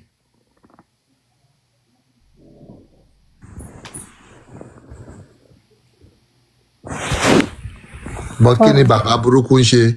Ó yan fanda kiri lẹ́ni. Nǹkan tó yẹ kó máa kọ́ọ̀lù fún nìyẹn. Èmi mo bí Mohbad ni. Yes now. Nǹkan tí mò ń try àti sọ gan ni pé ìyẹn gan that NDLEA yẹn gan kàn tiẹ̀ kọ́kọ́ jẹ́ okay àwọn eléyìí tí báwọn àwọn yẹn ní kò séèyàn kankan kò sí anybody nìyẹn ọ̀dà àwọn wo lọ́n wá lọ bá wọn yẹn àwọn wo lọ́n fìdí ìbọn gbá lórí.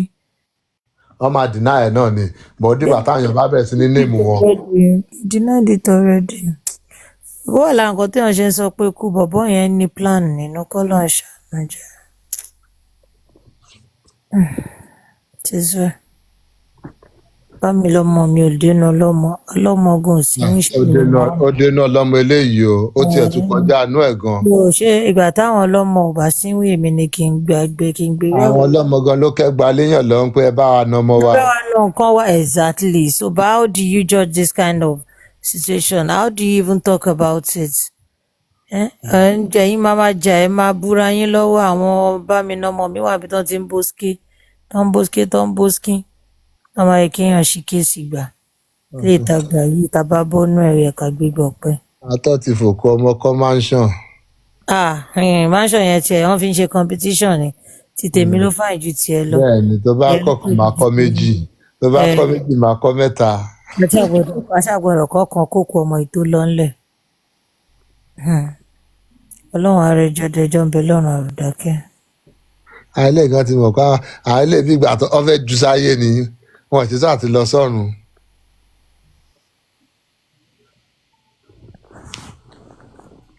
Kí ló ṣe Cindy tó ranjú kalẹ̀ síbẹ̀ yẹn gan àti ẹ̀ máa wo DP wọn yẹn ádàgbà tó ranjú mọ́yàn. Dúkìá náà wà ní comment section wọn sùn. Mo ń ranjú mọ́ yín o mo ń ranjú mọ́ yín. Ilé tẹ̀ ń ranjú mọ́ mi Cindy ẹ má ṣe bẹ́ẹ̀ náà a lè má ṣe yẹn fúnra wa.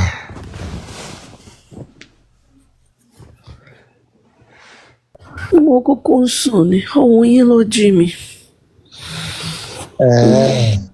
That's Yeah. Àwọn ọmọ pọ́n mi lè ṣe nǹkan tó powerful tó tó Bẹ́ẹ̀ lè yẹn. bá mi dá Lady T lóhùn. Ohun yín ló jí mi. Tani Lady T, Temi official who will open the bullying case due to the judge recommendation. Is it the DPP or the family? Is the DPP because as per the last investigation, the last statement of the police, Tanilowo Tamo, they said they have enough evidence and credible witness testimony to charge Naira Marley and Sam Larry for the cyber stalking, assault, sundry offenses on Mohbad. That they have the case and they'll forward the case. They have the case file and they'll forward the case file to the DPP. So we can either assume that the police, as per their statement, they forwarded the case file already to DPP and DPP is still sleeping on it. Or we can say, oh, the DPP will see the case file here, later the police. But between the two of them, and because the DPP is more like the civilian arm of the government, of the police force, trying to put some form of civility, someone commit and police bashi. So they more, àwọn ló yẹ ká hold more responsible. Àwọn ni at the end of the day, the carriage or the justice system somehow, if you look at it, rest on them. I mean, if you're looking at the Lagos state setting, the DPP is a subsection, their power comes down from the Attorney General state of the state.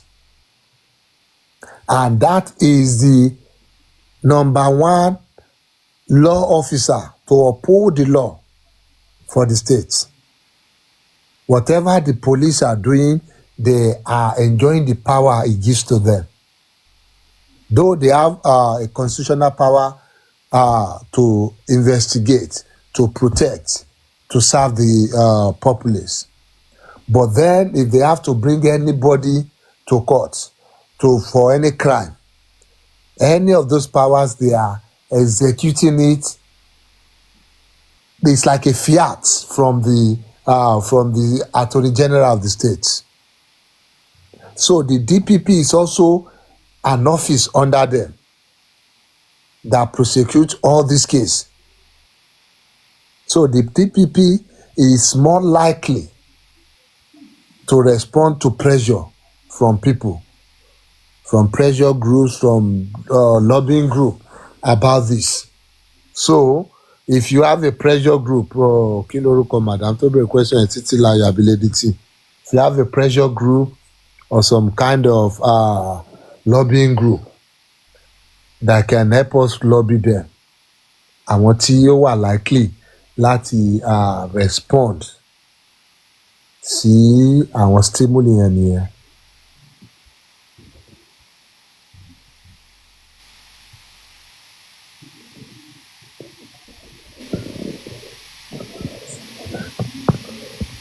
Post iṣẹ́ ìwò TV ní kí ló ń dún ṣòṣì lọ́dọ̀ yín.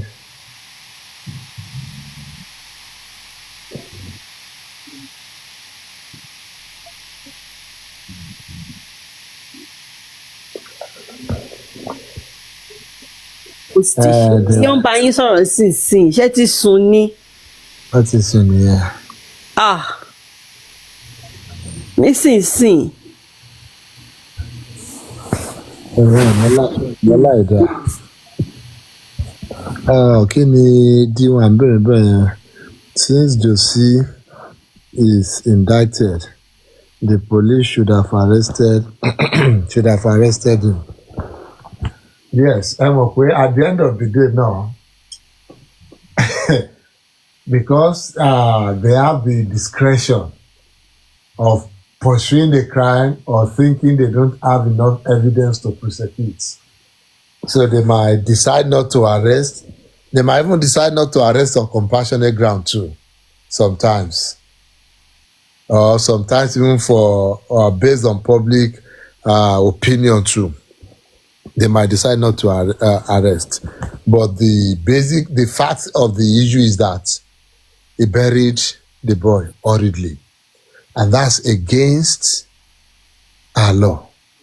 It's against the corona system, Lagos State corona system law. When you have a death that is suspicious, that should be reported, host, wow, Sister Temi, host, ẹ bá wa pé host tó ti sùn mọ́ wa lọ́wọ́ yìí o. Host. So anyway, when you have a reportable death like that should have been investigated or that should have been reported or is suspicious, the law is saying you cannot bury that body until a coroner's inquest is set up, until autopsy is done, until toxicology is done. And that if you do this thing and you know what we say, ignorance to a law or in law is not an excuse. So until they investigate, until they do autopsy, they do toxicology on that body, you are not at liberty to say you're going ahead to bury the body. It is against the law. You are liable to about 14 years or so in prison if you look at all, and depending on the facts of the case, because there could be some other little offenses here and there you might have committed along the way too. So ó kù sí kí ló ti ń pè lọ́wọ́, ó kù sí ọlọ́pàá lọ́wọ́ àti DPP.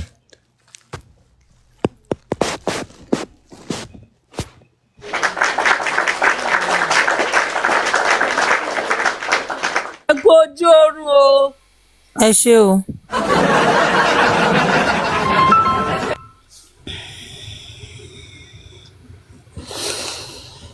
Lọ. wọ́n sì ṣóhun mi lọ́mú yín sùn. Mo okay.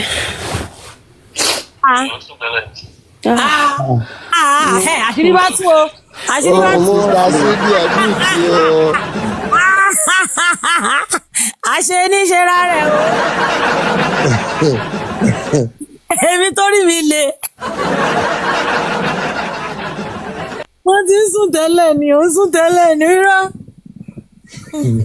Wọ́n fi mí lẹ̀ ilẹ̀ ti ṣú oníkálukú lọlé ọ̀lọ́sùn. Justice ti tán. Nígbà bàtà mi ò gbọ́ nǹkan tẹ́yìn sọ lẹ́yìn yẹn o. Táwọn sí lọ́wọ́ la ṣe ń sọ bíbá. Ìyá mi ò sọ anything lẹ́yìn gbogbo ọ̀rọ̀ tí mo ń sọ orí platform bí mo ti ń sọ. Mo ní nǹkan tẹ́ sọ lẹ́yìn ọ̀rọ̀ tẹ́ sọ kó tó di pé Star Cindy receive call mo ní mi ò gbọ́ yẹn. Èmi ò sọ pé sọ nǹkan kan lẹ́yìn. Ó wá máa mi kú bìdà látàárọ̀. Gbàtẹ́ wọlé wọn wọlé wá o. Wọ́n ra Lagos sí comment section bẹ́ẹ̀. Ẹ̀mí àti wọ́n ń jà ní. Àbájọ mo yà pé àwọn bá ti tẹ seat normal wọn á ti wọlé wọn á ti tẹ seat náà wàá bá yín yanjú ẹ. Àmì àá náà fẹ́ lọ sọ̀rọ̀ lọ. Báyìí ṣé justice ò sì tàn ní báyìí. Ó depend lórí face tẹ́ bá ń wá nínú justice yẹn. Justice phase 1 ti tán phase 2 la wà báyìí. Kí wá làwọn nǹkan tá a fẹ́ ṣe ń phase 2 ṣáwọn máa drag Naira Marley Sam Larry yẹn náà. Bẹ́ẹ̀ ni òun ni a máa kọ́ fi bẹ̀rẹ̀ phase 2 òun ló máa jẹ́ bí introduction so that tí àwọn ọlọ́pàá a máa bá dẹ̀ ń drag àwọn ọlọ́pàá mọ́ àwọn máa DPP mọ́ bẹ́ẹ̀ ni torí àwọn náà ní ọ́níṣẹ́ láti ṣe lórí ẹ̀ bóyá ó parọ́ fún wa nígbà tó sọ fún wa pé àwọn ti prepare case file táwọn fẹ́ gbé lọ fún DPP bóyá ọkọ̀ fi hàn discharge wa ń gbà ní pé bóyá ká lè gbójú ń bẹ̀ bọ̀ nísìnyí tá a ṣe tá a ti gbójú ń bẹ̀ mọ́ a ní láti jẹ́ kọ́ mọ̀ instead of that's why I'm saying that because the alternative is to start responding to VDM's interview but since we don't consider that we believe whatever he's doing we know VDM ti show hand there láti lẹ̀ ó ti gbowó ó ti party pẹ̀lú àwọn people yìí ó ti wà okay pẹ̀lú wọn ó ti lọ club pẹ̀lú wọn so VDM ti show hand there so if you are now expecting anything more from VDM pé he should have done this he should have done that they just wishful thinking VDM cannot do anything bọ̀bọ́ yẹn ò lè ṣe nǹkan kan the only thing tí VDM ṣe ń life wẹ̀ tó really was good at it tó wà successful wọn ní gbogbo time tó ń tokó ẹ̀ jẹun so gbogbo every other thing I don't know èmi ò mọ ẹ̀yin kan lè rí as some voice somewhere in the wilderness yo èmi ò rí as any voice anywhere o because number one even if we even take justice out of it gbogbo activism rẹ̀ láti jọjọ́ àìmí ò rí ibi tó yọrí sí because people cannot my own is that you cannot fight any illegality with another illegality you cannot fight injustice with injustice it cannot augur well èmi ò rí any point in it you can't call yourself an activist kó máa attack àwọn èèyàn kó máa compromise kó máa make sure pé o attack human rights àwọn èèyàn people have the right to their dignity they have the right to their privacy. This was what I was saying ní 3 days ago tá à ń sọ̀rọ̀ àwọn àkúdàáyà yẹn tó ń fowó déèyàn mọ́lẹ̀ fowó arrest èèyàn fowó. You cannot because once you start that kí ni dupsi kan tó ní kí n answer wọn. Àwọn nǹkan tó ń sọ ń sìn nìkan mo rí. The question tẹ kọ o. Ọ̀dà yín ẹ máa bọ̀ lókè. The question tẹ kọ dupsi. The question yín nǹkan tó sọ. Ibi tèmi ti ní issue pẹ̀lú àwọn tó máa ń pera wọn activist àbí human rights kìíní yẹn nìyẹn.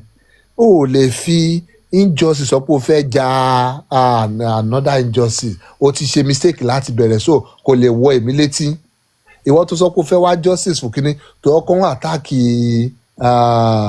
ìyàwó olóògbé ọmọ olóògbé irú justice wo ló fẹ́ wá kò tiẹ̀ lè wọ̀ mí létí from the beginning àbí ṣé Yomi ọ̀dẹ̀ yẹn tó pera ẹ ní human rights ambassador kìnìkan ní ẹ ìwọ tó dé tó bẹ̀rẹ̀ sí ní àtàkì wọn tó lọ káàkiri pé kó má jẹ́ kó ọmọ jáde kó declare ọmọ kan wanted wẹ́dà àmọ̀ pé àmọ̀ pé òun ṣe wèrè kiri lẹ̀ ni wèrè máa ń ṣe sí lórílẹ̀ nǹkankan but still if you are calling for that lady to be deprived of her freedom of movement as enshrined in the constitution tell me justice wo nírú ẹ fẹ́ preach activism wo nírú ẹ fẹ́ preach tó fẹ́ wọrú èmi létí nothing.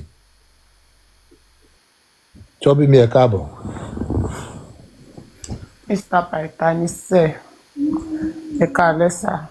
Orí yín wà ń bẹ̀ ìyá mi ẹ káalẹ́ màá mi. Ẹ kújọ́ mẹ́ta. Ọjọ́ méje pẹ̀lú ẹ̀. Gbogbo ilé ń kọ́ ọ. Wọ́n wà ń bẹ̀ àwọn tí ń kọ́. Alihamdulilayi adúpẹ́ lọ́wọ́ bẹ́ẹ̀ ń jà ní tìbẹ́ sọ pé ń jà ní. Tàbá ń jà bíi ti ká kú kọ̀. táwa ló kú báyìí ṣé ní kíkí tẹ̀ ń kì í ṣe ṣóṣó pé ń jà bá. owó tí mo jì ń dá sọ̀rọ̀. A máa kíra wa dáadáa ká tó bẹ̀rẹ̀ ìjà náà nínú àdá lè kíra wa dáadáa. Àṣẹ fẹ́ ká jà ní àbí kí ló ṣẹlẹ̀? nǹkan tí ò ní jẹ́ ń jà ọlọ́run ò ní jẹ́ ẹ̀rí sí. A lè jà ló bá tán kí ló kù? Kí ló kù ẹlẹgbẹ́ alágbára yín wá? ẹ máa jà parí justice rẹ̀. Ìrọ̀lẹ́ pa. bá níbi tán A lè ṣe é lọ ṣe lóògùn a lè jà. bá níbi tán ti ń ṣe oògùn ẹ̀ máa ṣe èmi public mo ti sọ ẹ̀ máa ṣe. Mi ò sí nígbà tí Mr. Pythagoras wọlé nígbà tí Mr. Pythagoras wọlé báwo lẹ ṣe kí wọn? gbọ́ wọ́n ní mo ní ẹ̀ka lẹ́sà náà ni wọ́n ní how many years ni máa spend ní. Extreme conference ṣe wa. How many years ni ta ni? kò sí nǹkan tí dúdú béèrè lọ́wọ́ yín yẹn lọ́ máa spend ní prison. Ó depend lórí plea tó bá. Ẹ má bínú kẹ́ tó dáhùn yẹn jẹ́ ṣé ẹ̀yin fi pé wọ́n máa fẹ́ punish jòsí lóòótọ́ ẹ fi pé wọ́n máa fẹ́ dájọ́ ẹ̀. mo rò pé wọ́n máa fọwọ́ kàn pẹ̀lú ohun kan tó sáré pẹ́ẹ́sì yẹn. Yóò bá kọjá àyè ẹ̀ sí but the more tó bá fẹ́ cause problem the more tó náà lè wọ problem fúnra. If he goes about trying to undermine the integrity of the courts trying nǹkan tí ẹ mọ̀ wọ́n ti jẹ́ pé èèyàn lè sọ pé òun wà educated báwọn tí ò lọ school gbà míì wọ́n máa ń tira wọn sẹ́wọ̀n gbà mí bóyá máa ń ṣe yẹn ó fẹ́ sọ níwájú ọmọ ọ̀dẹ̀ onídọ̀tí VDM yẹn ìyẹn try láti jẹ́ kó mọ̀ pé irọ́ ń pò máa ní láti bá àwọn lọ́ọ̀yà àwọn sọ̀rọ̀ kan tó bá lè ṣe pé court has spoken because the more you try to undermine the judgment of the courts you can put yourself in trouble. tó bá lọ sáwọn interview mi pẹ̀lú àwọn tí ò bá gbọ́n àti platform tó ti sọ ọ́ àti ohun tó sọ ọ́ they can be in trouble. You can do some things so ilé bu ọlọ́pàá dé àwọn extent kan but when it comes to the court decision and you come on public to try and criticize it tí o yẹ pé bóyá decision yẹn ti wà now appealed àbí tó ti vacate decision yẹn there is a way you can go about it in giving your comment fair comments but if it now appears like you are trying to call the integrity of that court into question you must have solid evidence for that otherwise you will be facing hard time in prison. àkọ́bádẹ́ rí pé wá ń ṣe yẹn ọwá lè wò ó pókè ó ṣáàtì ẹ̀ láwọn ẹ̀ṣẹ̀ kan lẹ̀ táì tí bá ṣíwèé ẹ̀. But Mr. Pythagoras, to me and Sherry,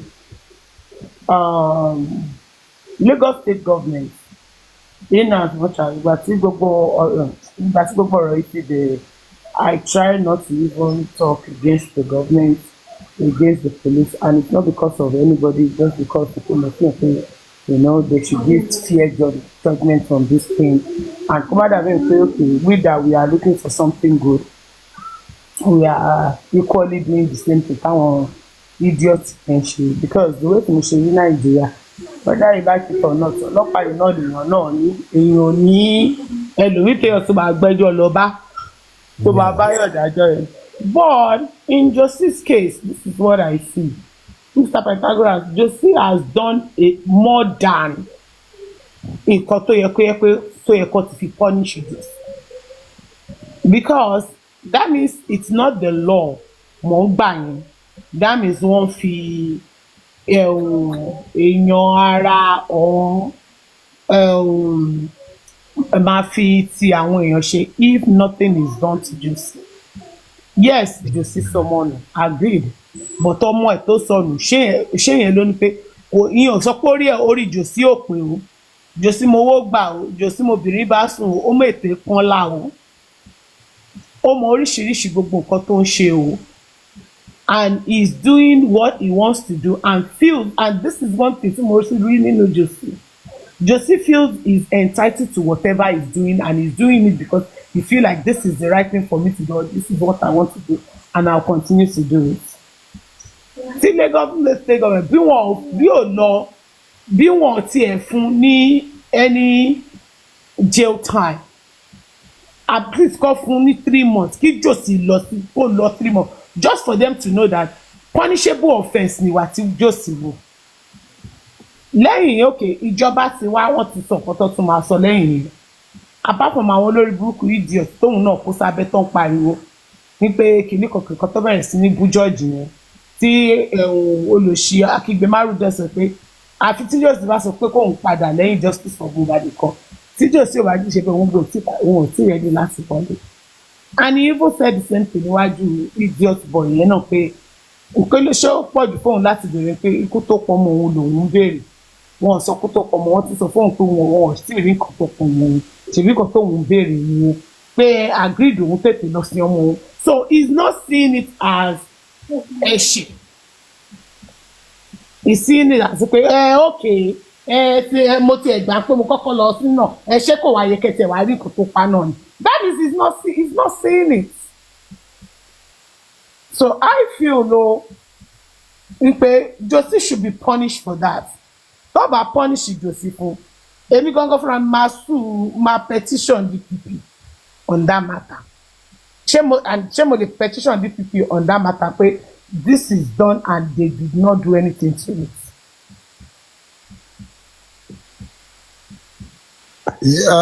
Trouble me mọ̀ pé yes justice no blind not the law itself. The law is not blind really as people might want to say justice ni lẹ́màrí tó sàn kan mọ́ lójú tó dánwọ́ sọ̀tún náwó sọ̀tún justice nìyẹn. The law is meant for the people and for every law there's a spirit behind the law.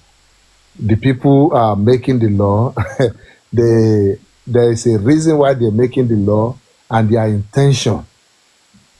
And yes, as it's bóyá tí ẹ lè bíyàn nígbà mi pé some things should take place, the law will still have some emotions, some colorations of emotions to the law.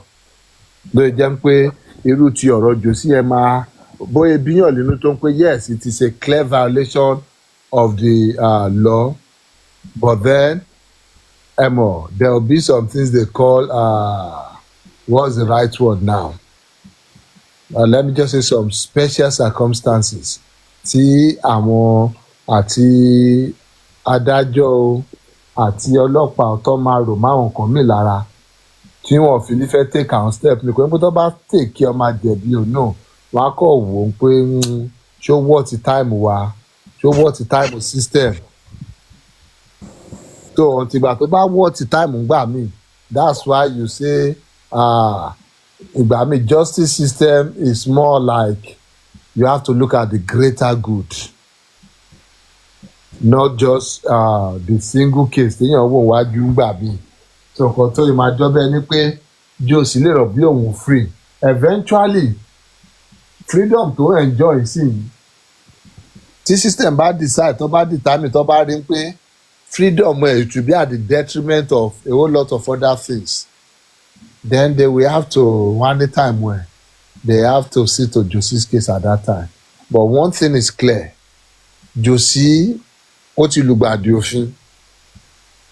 Josie ti ṣe àwọn nǹkan tó yẹ kó ṣe. But then no ẹ mọ̀ pé náà máa talk you have to prove some things. You have to bring some evidences. You have to do some work to jẹ́ pé some of them àyè lè má yọmọ láti ṣe àbí ó lè má ṣe ń ṣe mọ́ but then you will see clearly pé kíní ti ṣẹlẹ̀ so nǹkan tó lè fà á tẹ́lẹ̀ rọ̀ bí ájò síjọba ẹni pé ó ń yan fanda nìyẹn but tí lọ́ọ́ bá ṣe tán àti náwó mu gan ní báyìí lọ́ máa mú. kọ́ya mú o kọ́ya àwa kan máa fàdúrà tí ń dì ní pé kó túbọ̀ máa ṣiṣẹ́ lọ. àwọn ọlọ́pàá ẹni kó máa bú o àwọn adájọ́ ẹni kó máa bú o Lagos State Government ẹni kó máa bú lọ.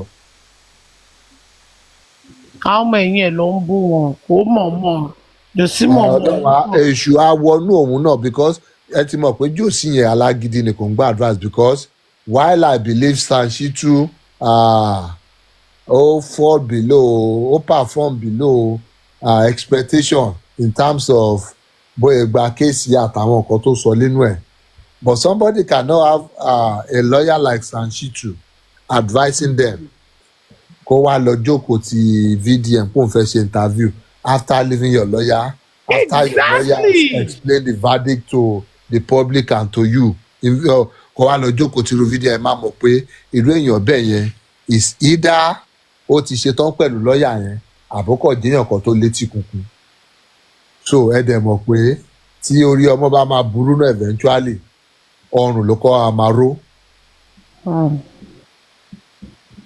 bẹ́ẹ̀ ni ọrùn ló kọ́kọ́ máa rojú sí lóòótọ́ lọ́sẹ̀ ọrùn ni ó ló bukú because I was like how come tó ṣe jẹ́ pé ma. ṣọ́bí mi. ma. ṣé ẹ wà. yes ma'am. èrò tó ní ẹ má bínú ẹ má sọ̀rọ̀ yín lọ. what happened. níbo tí ẹ ní wèrè Adédoyin yẹn wà yes ma'am. yẹ iná kò lè escape yẹ láyé kò lè escape ẹ o. ó máa jẹ greater one eventually nǹkan tó ń bí máa because wọ́n ti gbàjọ sí láyé jù jù ti wọ ọ̀rọ̀ yẹn Mr. Pythagoras wọ́n ti gbàjọ sí láyé jù ó ti. àwọn ìka èèyàn náà ló yí wa ká náà ni because at the end of the day how does evil prevail? It's only when the good people around don't talk or you don't have good people around anymore. táwọn tó wà láyìíká jòsí pẹ̀lú òṣì tí jòsí ṣe yẹn tó bá jẹ́ kó tó jáde tó lù tó gbá etí ẹ̀ tó ń wẹ́ ayé yẹn ṣí èrè nísà ẹ wọlé lọ tó correct ẹ̀ strongly. okay orí yóò pè sọ́yẹ̀ kẹ́ wọlé lọ ajé. a ti wọlé tipẹ́ a ti dákẹ́ tó bá wí gan tó lù bí bébì bóyá nǹkan tí good resident try láti ṣe gan-an táwọn gan mọ̀ bóyá ìmọ̀ adúpẹ́ lọ gùrẹ́sì gan ni tá a mọ̀. pé gùrẹ́sì ò ṣe o. bóyá nǹkan tó ń try láti rẹ̀ tó ń lu jòsí lílù bàrà. mo lè ṣe jòsí. lẹ́tọ̀ dákẹ́ bẹ̀ yẹn. gùrẹ́sì gan for opportunity máa lu jòsí. ẹjọ ẹnu ọ̀yà ni jòsí náà kéèyàn tó máa fọ́tọ́ bílà mọ́rú jòsí yẹn lórí. wọ́n gbọ́ ẹ̀ ọgọ́ ló bí gùrẹ́gùrẹ́ nu pé olùṣàdú rẹ̀ ṣe gbọ́gbọ́ tó tó ìwálé ayé náà. ẹ̀ẹ́dẹ̀ mọ̀ pé gùrẹ́sì ti rí níbi tí jòsí ti wà lórí obìnrin ó máa wo owó bó ń sọ̀gbọ́ sẹ́yìn. ó ti rí pàfọ́mánsì wèrè. ẹ̀ka olóṣì yìí pẹ̀lú ọgọ́ òṣì yìí ló fọ́gò mọ́ lórí kó àbí wèrè tiẹ̀ ní ẹni.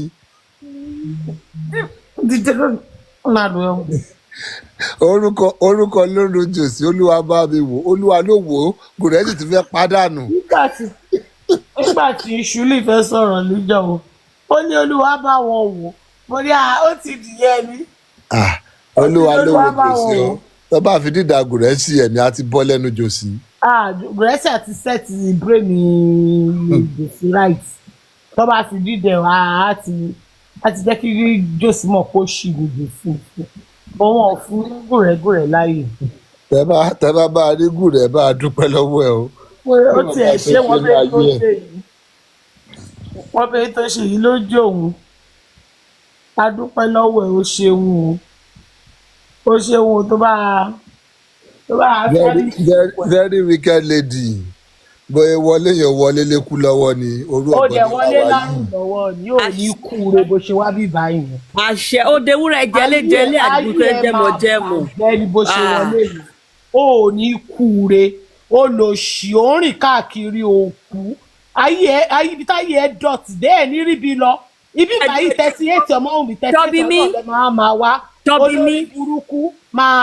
ẹni sùn báyẹn gẹ̀yìn máa ṣe bàjẹ́ sórí TikTok nìyẹn travel tó ló máa ṣe níbo school of law àbí kí ni kò tó ní wọn rọ lọ medical terminology olóbùkún kò sẹ́yìn kankan tó lọ ó tún ó lọ ń gbé tán ṣòfò ara ó ṣòfò ẹ̀mí. ó ṣòfò ara ó ṣòfò ẹ̀mí olóṣìwá sunkún kiri bíi tẹgbére ó ní kúra àwọn ẹgbẹ́ ìyá aláìyá ẹni wèrè máa wẹni sí lára tó bá wà ń bẹ̀ aláwọn àwọn tó fọ́lú ọmọ wọn. tọ́bí mi ayé kòròfo ni very wicked lady gbé wá ṣe justice ó wá fẹ́ káwọn èèyàn wá bá òun fíìlì ayé òun pẹ̀lú nǹkan kò lè ṣe é fìlẹ̀ ń ọlọ́run dẹ̀ mọ̀ bóyá ń ṣọlá ẹ̀ you cannot get something from nothing olóṣì àríyá gbé kòròfo wá ṣe justice ó fẹ́ wà filled up lọ. olóṣì olóyìnbó òfò òyìnbó God cannot be mocked whatever a man sow he shall reap. bẹ́ẹ̀ni olóògùn pàwáyé má ṣe rere ayé wáyé wá pòfò ó túmọ̀ ọmọ lẹ́nujọ́ mẹ́ta yóò tún gbé thunder fire mọ́ra ó ń gbé yẹn mọ́ra bóyá yẹn máa ṣèlú iṣẹ́ Amẹ́ríkà fóun olóṣì òní ti ẹ̀rọ ó ti lọ. ó máa fi Amẹ́ríkà pìtàn ní láyé ẹ̀ ò lè débẹ̀ olóṣì oníṣẹ́ achievement lamẹ́ríkà ní pé wọ́n ti gbé ẹ. ó kẹ́ ń sunkún kiri nígbà tó ọ̀ràn ọlọ́run olóṣì ní ṣáàtì achievement ìdìbò tó ń sunkún kiri nígbà tó ní wọn ò mú ẹ lọ sí Amẹ́ríkà mọ́ wọn ò bẹ ṣe Amẹ́ríkà mọ́ olórí burúkú olóṣì olófò ọmọ jàtìjàtì wọ́n mọ̀ tó yẹ pé ilé ògiri àlàpà nìyẹn ń gbé wàá máa sórí nǹkan tọ́lọ́run ò ṣe kí ń gbàdúrà yín kò kí ń yé yín ni pé ilẹ̀ ńlẹ̀ lẹ́wà ẹ máa wá ẹni tó wà lókè ẹ fẹ́ fà wálẹ̀ nǹkan tọ́lọ́run ò ṣe kí ń gbàdúrà lẹ̀ torí ẹ̀ lẹ̀ ṣe kí ń kúrò níbi tẹ̀wà ìwọ fẹ́ pé inú ògiri àlàpà nìyẹn ń gbé ọmọ ẹyọ kan tó tóbi ó lọ sí sùkúl kò ṣe lè kéwìlẹ̀ rán ọmọ lọ́mọ lọ ni ilé kéwìlẹ̀ tún rán ọmọ ẹ lọ́wọ́ ní bàbá gbọmọ lọ́wọ́ ẹ̀ wọ́n tó lórí burúkú ẹ̀ bọ́ sórí social network ó wá ń sọ̀rọ̀ sáwọn ẹgbẹ́ ìyá láyà tó lè ràrán tó máa ràrán ìrandí ìran wọn ẹ̀. iṣẹ́ ẹyọ kan tó ń ṣe gan kò mọ̀ ń ṣe. níbo ìdí tó dọ̀tí ló tún gbé fáwọn kọ́sítọ́mà jẹ lọ́mọ òṣì yẹn. ìtajà ti dó ajá ló ń bá sùn ní Dubai tó wà náà wèrè ìwọ ríṣẹ́ gidi ṣe ń Dubai ni tí ẹ̀ ríṣẹ́ cleaner ká wò ẹ́ olórí burúkú ajá lọ ní kó máa bá sùn ajá ló ń bá wèrè sùn ajá ló ń ládàn wèrè olórí burúkú àbọ̀ sórí social ẹjọ́ ẹ̀kọ́ sẹ̀ olóṣì kóhun àti chairman kọjọ lọ wà òkè. ẹ wo mo dẹ̀ láìkì nǹkan tẹ́ sọ yẹn in fact bóyá kò kúkú gbé ilé ayé ẹ̀ fún chairman àti ẹ̀rí kọ̀ọ̀kan fi ilé ayé ẹ̀ ṣe torí kó o gbé kan jàǹgò lẹ́yìn méjèèjì bóyá chairman á lè help. oúnjẹ Anita bí kí lórúkọ yẹn kí lórúkọ Anita Isabella oúnjẹ Isabella ni chairman o. oúnjẹ ni. ń gbọ́ wọ́n tún ní kò sọ́nà fún ẹ̀ bẹ́ẹ̀ olóṣì ó change orúkọ ẹ̀ tí tó lóun prodigal son kìíní ó tún lóun god daughter ps ò lè mú ẹ wọ̀ ọ̀dọ́ ìdó ni mo sọ ìdó ps ò lè mú ẹ wọ̀ ó da wo ayé àtúwọ̀ ẹ̀ gan bó bá wà gan táyà mọ́ òlu ẹ̀ ló máa yà ó lè yèèyàn mọ́ ọlọ́run ti rí pé waste vessel ní ẹ́kílé tó ń ṣe dárú ẹ̀ lé. táyà mọ́ òlu ẹ̀kẹ́ ọmọ lè fi ṣe fàyàwọ́ kẹ tó mọ má lè bára ẹ̀ Spain ni àbí kí wèrè yé ṣe. níbo láyé kò lè bá wàláì ó máa já sínú Red Sea ní tó bá ń lọ fún ibo kò lè dá orí ẹ̀ sọ rẹ bó ṣe wà yẹn orí burúkú lórí ẹ̀ sọ bó ṣe wà yẹn orí òfò lórí ẹ̀ sọ owó orí awáyé má ṣe rere lórí ẹ̀ sọ ẹ̀ tí ìròrí ẹ̀ ní orí ẹ̀ rí gbàgùngbàgùn báyìí orí ẹ̀ wọn ò mọ òdòrí ẹ̀ gan dáadáa ń gbà tó bí olórí burúkú olórí ojú ẹ̀ tó tiẹ̀ rí ṣío bí àwọn àjẹ́ yẹn. ẹ tún rán mi létí ojú yẹn ọ̀nà máa yẹ kéèyàn máa lọ bì ẹ̀rù máa bà mí sí láti wọ inú bàtírùmù lọ wẹ̀ ń sìn ni torí ti bá lajú báyìí máa fi hàn mí tí ẹ lè rí ẹ ná torí Amẹ́ríkà ó bò ló fẹ́ wá.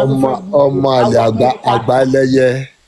ó fẹ́ wọ Amẹ́ríkà níbo òkú ẹ gan wọn ò lè gbégbá òkú ẹ tó bá ti kú wọn ò lè gbégbá Amẹ́ríkà a máa sọ àyè ẹ lò ṣe oníṣẹ́ Amẹ́ríkà làjìmẹ́tì gbàtọ́ náà mú ẹ ló ṣe ń sunkún ó ṣe ń sunkún sí wọn lọ́rùn ẹnu òfò yìí náà ni. lọ ṣe àwọn tó dẹ̀ bá ti àwọn eréṣì tó dẹ̀ bá tiẹ̀ jẹ́. wèrè ẹ̀ tí ló ń jókòó sọ́dọ̀ papa shit bóyá Ọlọ́run á gbàdúrà wò láti ibẹ̀ yẹn náà wọ́n ti fojú ẹ̀ gbolẹ̀ ni. wọ́n ti fojú ẹ̀ gbolẹ̀ rẹ̀ ráyè olóògùn.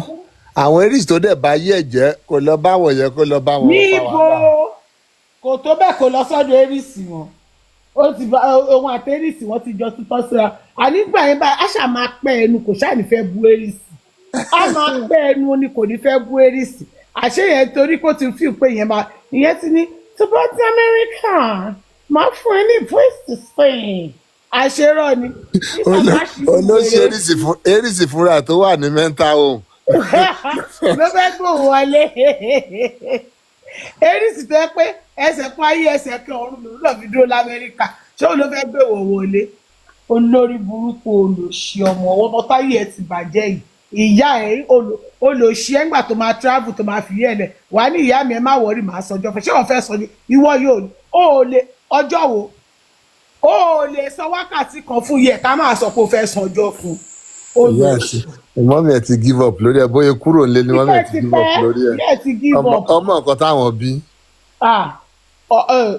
ìyá ò ní give up lọ́mọ ẹ̀ lọ́ọ́ lè ké olóòbùkún ó tún bí nọ́ọ̀sẹ̀sì sí society fún wa ó tún bí táùtù lẹ̀ fún wa sí society nígbà táwọn wa bá ṣe máa eradicate àwọn tó wà nílẹ̀ olórí burúkú ẹ̀ tún lọ bí táùtù lẹ̀ a tún máa bá ṣe máa eradicate yẹn náà tó bá dàgbà sí tó bẹ̀rẹ̀ sí ní jáwó kiri àdúgbò olóògùn kó ọmọ òfin ìfẹ́ kò ní kí ìyẹn lọ kan application bóyá wọ́n àgbà síbi tó ti máa nílò òun ṣorí burúkú òun ṣòṣì kiri lórí social media ọmọ tó yẹ pé ọmọ tó wà bí tó wà tó yẹ pé wọn ò bí ẹ kú níbi tọ́mọ mi bá dúró sí ó fẹ́ kú ni àbó fẹ́ rùn ṣáyé ẹ fẹ́ bàjẹ́ ni wàá dúró síbi tọ́mọ mi dúró sígbà ó máa kú jọ yẹn ni ajé olòṣìwà sọ if you sure for her make she pin her address ó ń ṣe eré ní.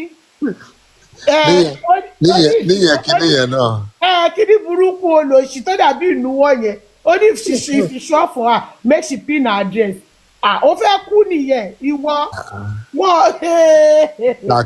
ṣàkí máa ṣe bí ọ̀rá. pọ̀nrín máa pọ̀pọ̀ ẹ̀ ni mo sọ pọ̀nrín ìyálà ìyá ẹ̀ gbogbo rẹ̀ wọn ò bí ikú kọ́ lọ kó gbogbo yín pọ̀ gbogbo yín tó plastic bag tó lè fi kó shopping ẹrù fún ọmọ òun pé kò fi gbé plastic bag yẹn lè ṣọ́mọ kan tó ń pè plastic kí ló máa pè Nàìjíríà nù nylon lè tó nylon tó máa lọ sí shopping mall tó máa lọ fẹ́ tó máa ní òkè kọ́ bá gbé sínú tó gbogbo orun ẹni mo sọ mi ò mo rò ẹ pin débẹ̀ ni lórí burúkú ọmọ òfò. ẹ jẹ́ kádùkẹ́ máa lọ ń tiẹ̀ kó lọ pasán ayé bóyá ń lọ yẹn náà. You can't go to one. wọ́n ní kó lọ pasán ayé. wọ́n ní àlọ́ rámirámi là ń rí. kó lọ pasán ayé wọ́n ní àdùkẹ́ máa lọ kó má ṣe rere mọ́ láyé ẹ̀ olóṣì wọ́n tó lè rori wọ́n pórí ilé sílẹ̀ kan gan kò lè kun ẹ̀ kò ń ṣe pé wọ́n pin ní sílẹ̀ kan ìwọ tó yẹ pa yé ò dá ìṣẹ̀ kó ra máa mẹ̀ńtẹ̀nà kó ra máa ṣàánú ara ẹ̀ ibi tó bá ṣàtì sọ̀rọ̀ wọn náà fẹ́ sọ pé ò lẹ́nu ẹ wá mọ̀ nǹkan tó fọ́ nídìí this stupid idiot girl nígbà tó máa ń ṣépè tó máa ń ṣe gbogbo játijàti wọn àwọn tó ń pèsè ẹ̀ náà lọ́wọ́ aṣokùnfà ìdínwó ẹ̀ báyìí ayé ìgbà yẹn báyìí táwọn kọ́chí kẹ́ni adúkẹ́ni sẹ́ẹ̀ kọ́chí queen ló kọ́kọ́ ba ayé ẹ̀jẹ̀ lórí social network kọ́chí queen ló kọ́kọ́ ba ayé ẹ̀jẹ̀ ìyẹn ló kọ́kọ́ sọ Rótìmí ni ìyẹn ní láéláé òun ò lè fọwọ́ òun ṣó tí báyìí ẹ ṣe bàjẹ́ wọ́n rán yín iṣẹ́ ẹ ránra yín níṣẹ́ ọmọdé tòrutòru àbí pé lọ́ máa ń pè. ìyá kan ló sì bínú gbowó ẹ̀ kọ́ bá ń gbowó òun nínú. ìyẹn ni ìyá ló kọ́kọ́ ba ayé ẹ̀jẹ̀ Rótìmí ìyá ló kọ́kọ́ ba ayé ẹ̀jẹ̀. òun àyà fowó òun lọ jẹ gúgúrú àtẹ̀pà. kàkà òun fowó òun ṣe lóore òun tẹ̀chàmà wá nìyẹn àwọn ti sanwó fẹ́ jẹ́ ti ọ ní ẹ jẹ́ kọ́wọ́ mi lé mi lọ́wọ́ kíá ultimatum nìyẹn gbé wọn kọ́ńtì kù nìyẹn tì. ó ní àlá tí yẹn rí ni pé tó bá náwó ẹ lórí ọmọ yìí ó máa pa fi kòròfo ni àmì wà lára ọmọ yẹn àmì wà lára àmì má ṣe rere ó wà lára ọmọ yẹn.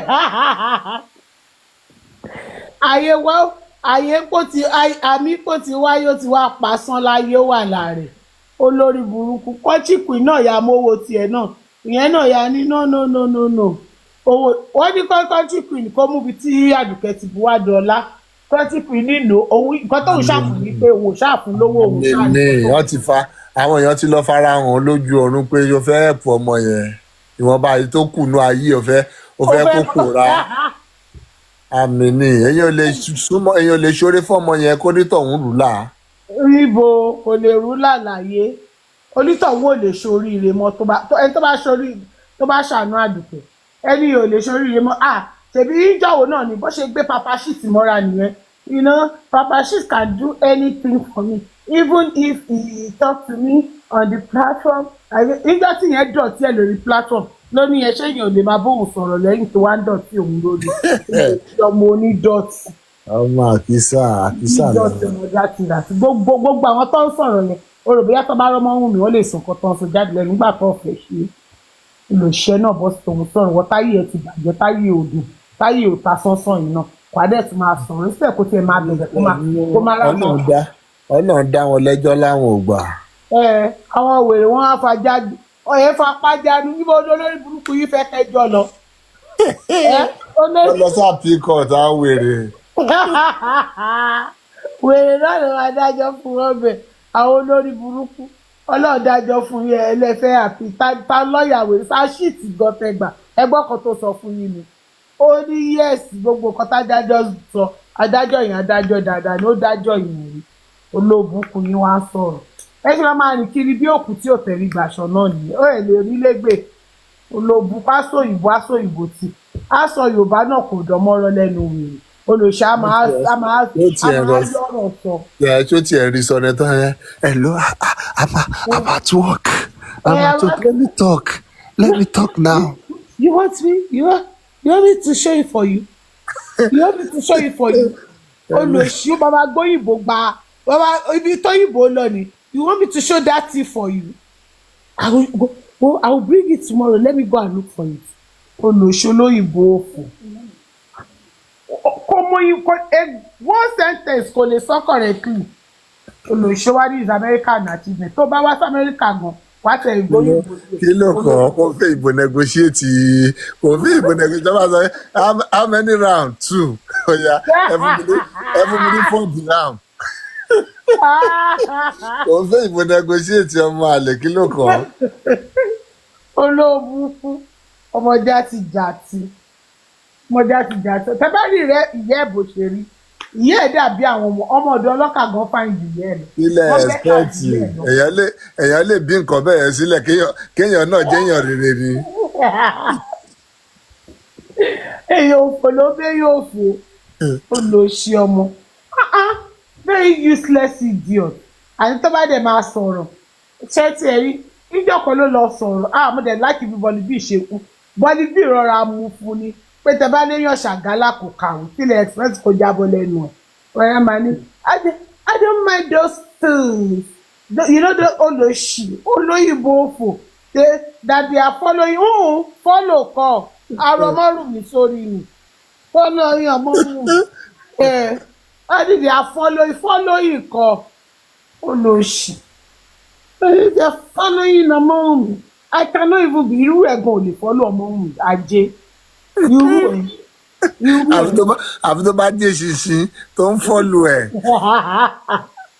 á dẹ̀ ti fi fleet pàdánù. a ti fi pàdánù olóṣì á ti gbẹ́mìí mi olóṣì á ti gbé ẹ̀mí bí ibi tó bá wà ó lórí burúkú ọmọ agbẹ́wo a máa pẹ́ pátápátá ni lẹ́yìn tó bá fi fleet ẹ̀ tó bá fi fleet ayé ẹ̀ a tún wá mú ẹsẹ̀ àfihàn rẹ̀ mọ́lẹ̀ pé ká make sure pé láìfù kan òkú lára ẹ̀ mọ́ olóòbùkú very useless idiot wọ́n ní DNA kó ṣàlọ́ṣe ẹni kò ní dáa fún ẹ tó bá wà bí báyìí kọ́mínì DNA kó lọ ṣe mọ́mínì DNA o kò mọ́mínì DNA o wọ́n ní kó ṣàlọ́ṣe DNA yẹn ní fẹ́ kò mọ mínì tó fẹ́ ṣe DNA gan kò mọ ó kàn mọ́ pọ́n pariwo ní pé kọ́ máa ń mi lọ ṣe DNA òun náà ní kó lọ ṣe DNA wọ̀ ìdí ọ̀tọ̀ ọmọ aláyé o. ara wọn lọ béèrè lọ́wọ́ ẹ̀ pé what is DNA. níbo ló lórí burúkú yẹn tiẹ̀ wà. kábọ̀ fún DNA. mo ní ẹ gbà mí mo la já sí i. DNA àwọn ìṣẹ́ náà ni wọ́n tó ti rí àwọn ojú kan ni gbogbo wọn jọ kóra wọn sí ajé gbogbo wọn yẹn ojú kan náà lọ kóra wọn sí. ṣé ìyá kan náà ló bí wọn náà àbí ìran kan náà lọ ti wá ni. ìran kan náà ni gbogbo wọn ti wá ìran wọn ò yàtọ̀ ìran kan náà ni. àwọn ọ̀ràn wèrè. wèrè àwọn ọ̀ràn asínwín àwọn ọ̀ràn asínwín àwọn ọ̀ràn aláyébàjẹ́ àwọn táyé wọn ò dùn ayé wọn àsọ̀sẹ̀ sì wọ́n pé ìran yẹn generation yẹn ni gbogbo wọn ti wá àwọn olóòbùkún ìṣe DNA ó jẹ́ pé DNA yẹn bíi how many times kọ́ béèrè kan tó fi DNA ṣe gan wọn ò mọ̀ wọ́n kàn mọ̀ kọ́ ní kọ́ máa lọ ṣe DNA ni ó lọ ṣí ọmọ kí ló wọ́n tó lè blọ́ọ̀kì bíbá yìí ó lọ ṣì ẹ̀ máa jábọ́. ó fẹ́ olóṣì ara ìbò yóò ń fò kiri ẹbí tí ẹ fẹ́ lọ sùn bá tó bá ti bí ẹrẹ kó fò wá bá mi lójú oorun ó ń fò kiri rẹ̀ ló fò débi yìí. ó máa kú ni kó yọ pẹ́rẹ́ ó máa kú téńté. láti mú lẹ́tún sọ yìí.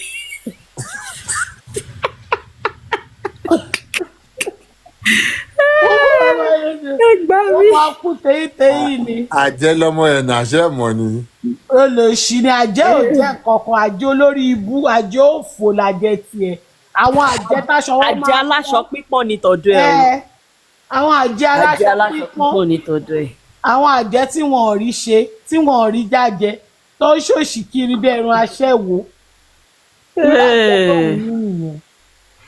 ọmọ olóṣì ẹ̀ ó ké lọ́dọ̀ Papariano lọ́jọ́ yẹn ó ké ó ní Papariano no, I don't know why you are doing this to me. I don't know why you are doing this. Pẹ̀lẹ́. nǹkan tó pọ̀ sọnù láyé wọn tó ń wá lórí social media they want acceptance they want a whole lot of things. ìbẹ̀rẹ̀ Papariano náà ti dìdàkudà báyìí wọ́n ti digbá kulẹ̀ lọ́dọ̀ wọn. níbo mo tiẹ̀ ti rí fídíò tìyẹn tó lọ sí computer village tó lọ ń gbé placard sókè. ṣé Papariano. mo rí fídíò wèrè ara ẹ lọ́mọ ohun tó rí Papariano. ẹ lọ́wọ́ péèjì ẹ mo kàn máa ń kọjá mo rí lórí ẹ mọ̀ kan tó ṣe bẹ́ẹ̀ yẹn nísìn ṣe mọ̀ wípé àwọn èèyàn ń rọmọ lórí TikTok. ó fẹ́ àtẹ̀sán ẹ lọ́wọ́ péèjì. jẹ́ tí wàá rí àwọn ò tún wàá rí gan. ayé ẹ̀ta ayé ẹ̀ta àtúwárí ó ti tọ́ fún bọ̀bọ̀ yẹn ìgbà tó rí pé ọmọ ó bàdá pé ògo òun ti wọlé. ó fẹ́ engagement burúkú tí bá ti wọlé sọ́dọ̀ ẹ̀ bẹ́ẹ̀ yẹn àwọn aṣọ ẹ̀ even this Wunmi people ṣebí you àwọn miss lawyer come up come and defend me orí rẹ̀ ti èmi ló fẹ́ fi kérò jọ àbí láìláì ó ti ya wèrè tí bá tiẹ̀ máa fẹ́ anybody ní publicity kò ń ṣerú ẹ̀. ó ń wá attention so bad ó ti pasán ó ti dọ̀tí wọ́n ti dọ̀tí wèrè. ìṣe ni wọ́n ń yẹ̀yẹ́ gidi gan láàrin ara wọn o wọ́n yẹ̀yẹ́. àṣẹ ń gbọ́ wèrè Mohbad 2027 lórí no surrender. ẹ rí bó erí dáńkú ọmọ àlè. No son Muslim. I swear, oh no. Now we dey vote am o. ẹ wo bó ṣe rí jákujàku ó lọ sí túkà kọ̀pọ̀ nínú ooru.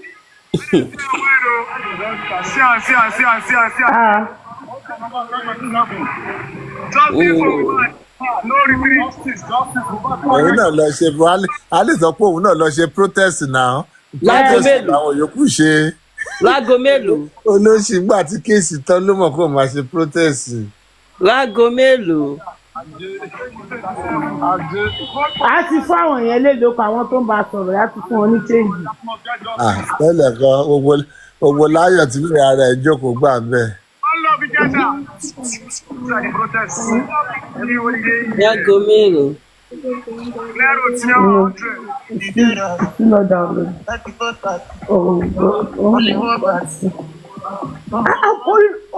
ara Mohbad ni gbogbo yúròbó yẹn ti máa là ṣáá ni wọ́n ti fi para Mohbad àwọn gbúdọ̀ lówó lọ́wọ́ èyí tí ò tí ì lánàá yín sí yìí ń tiraka so bad pé kẹ́ lè là lára ẹ̀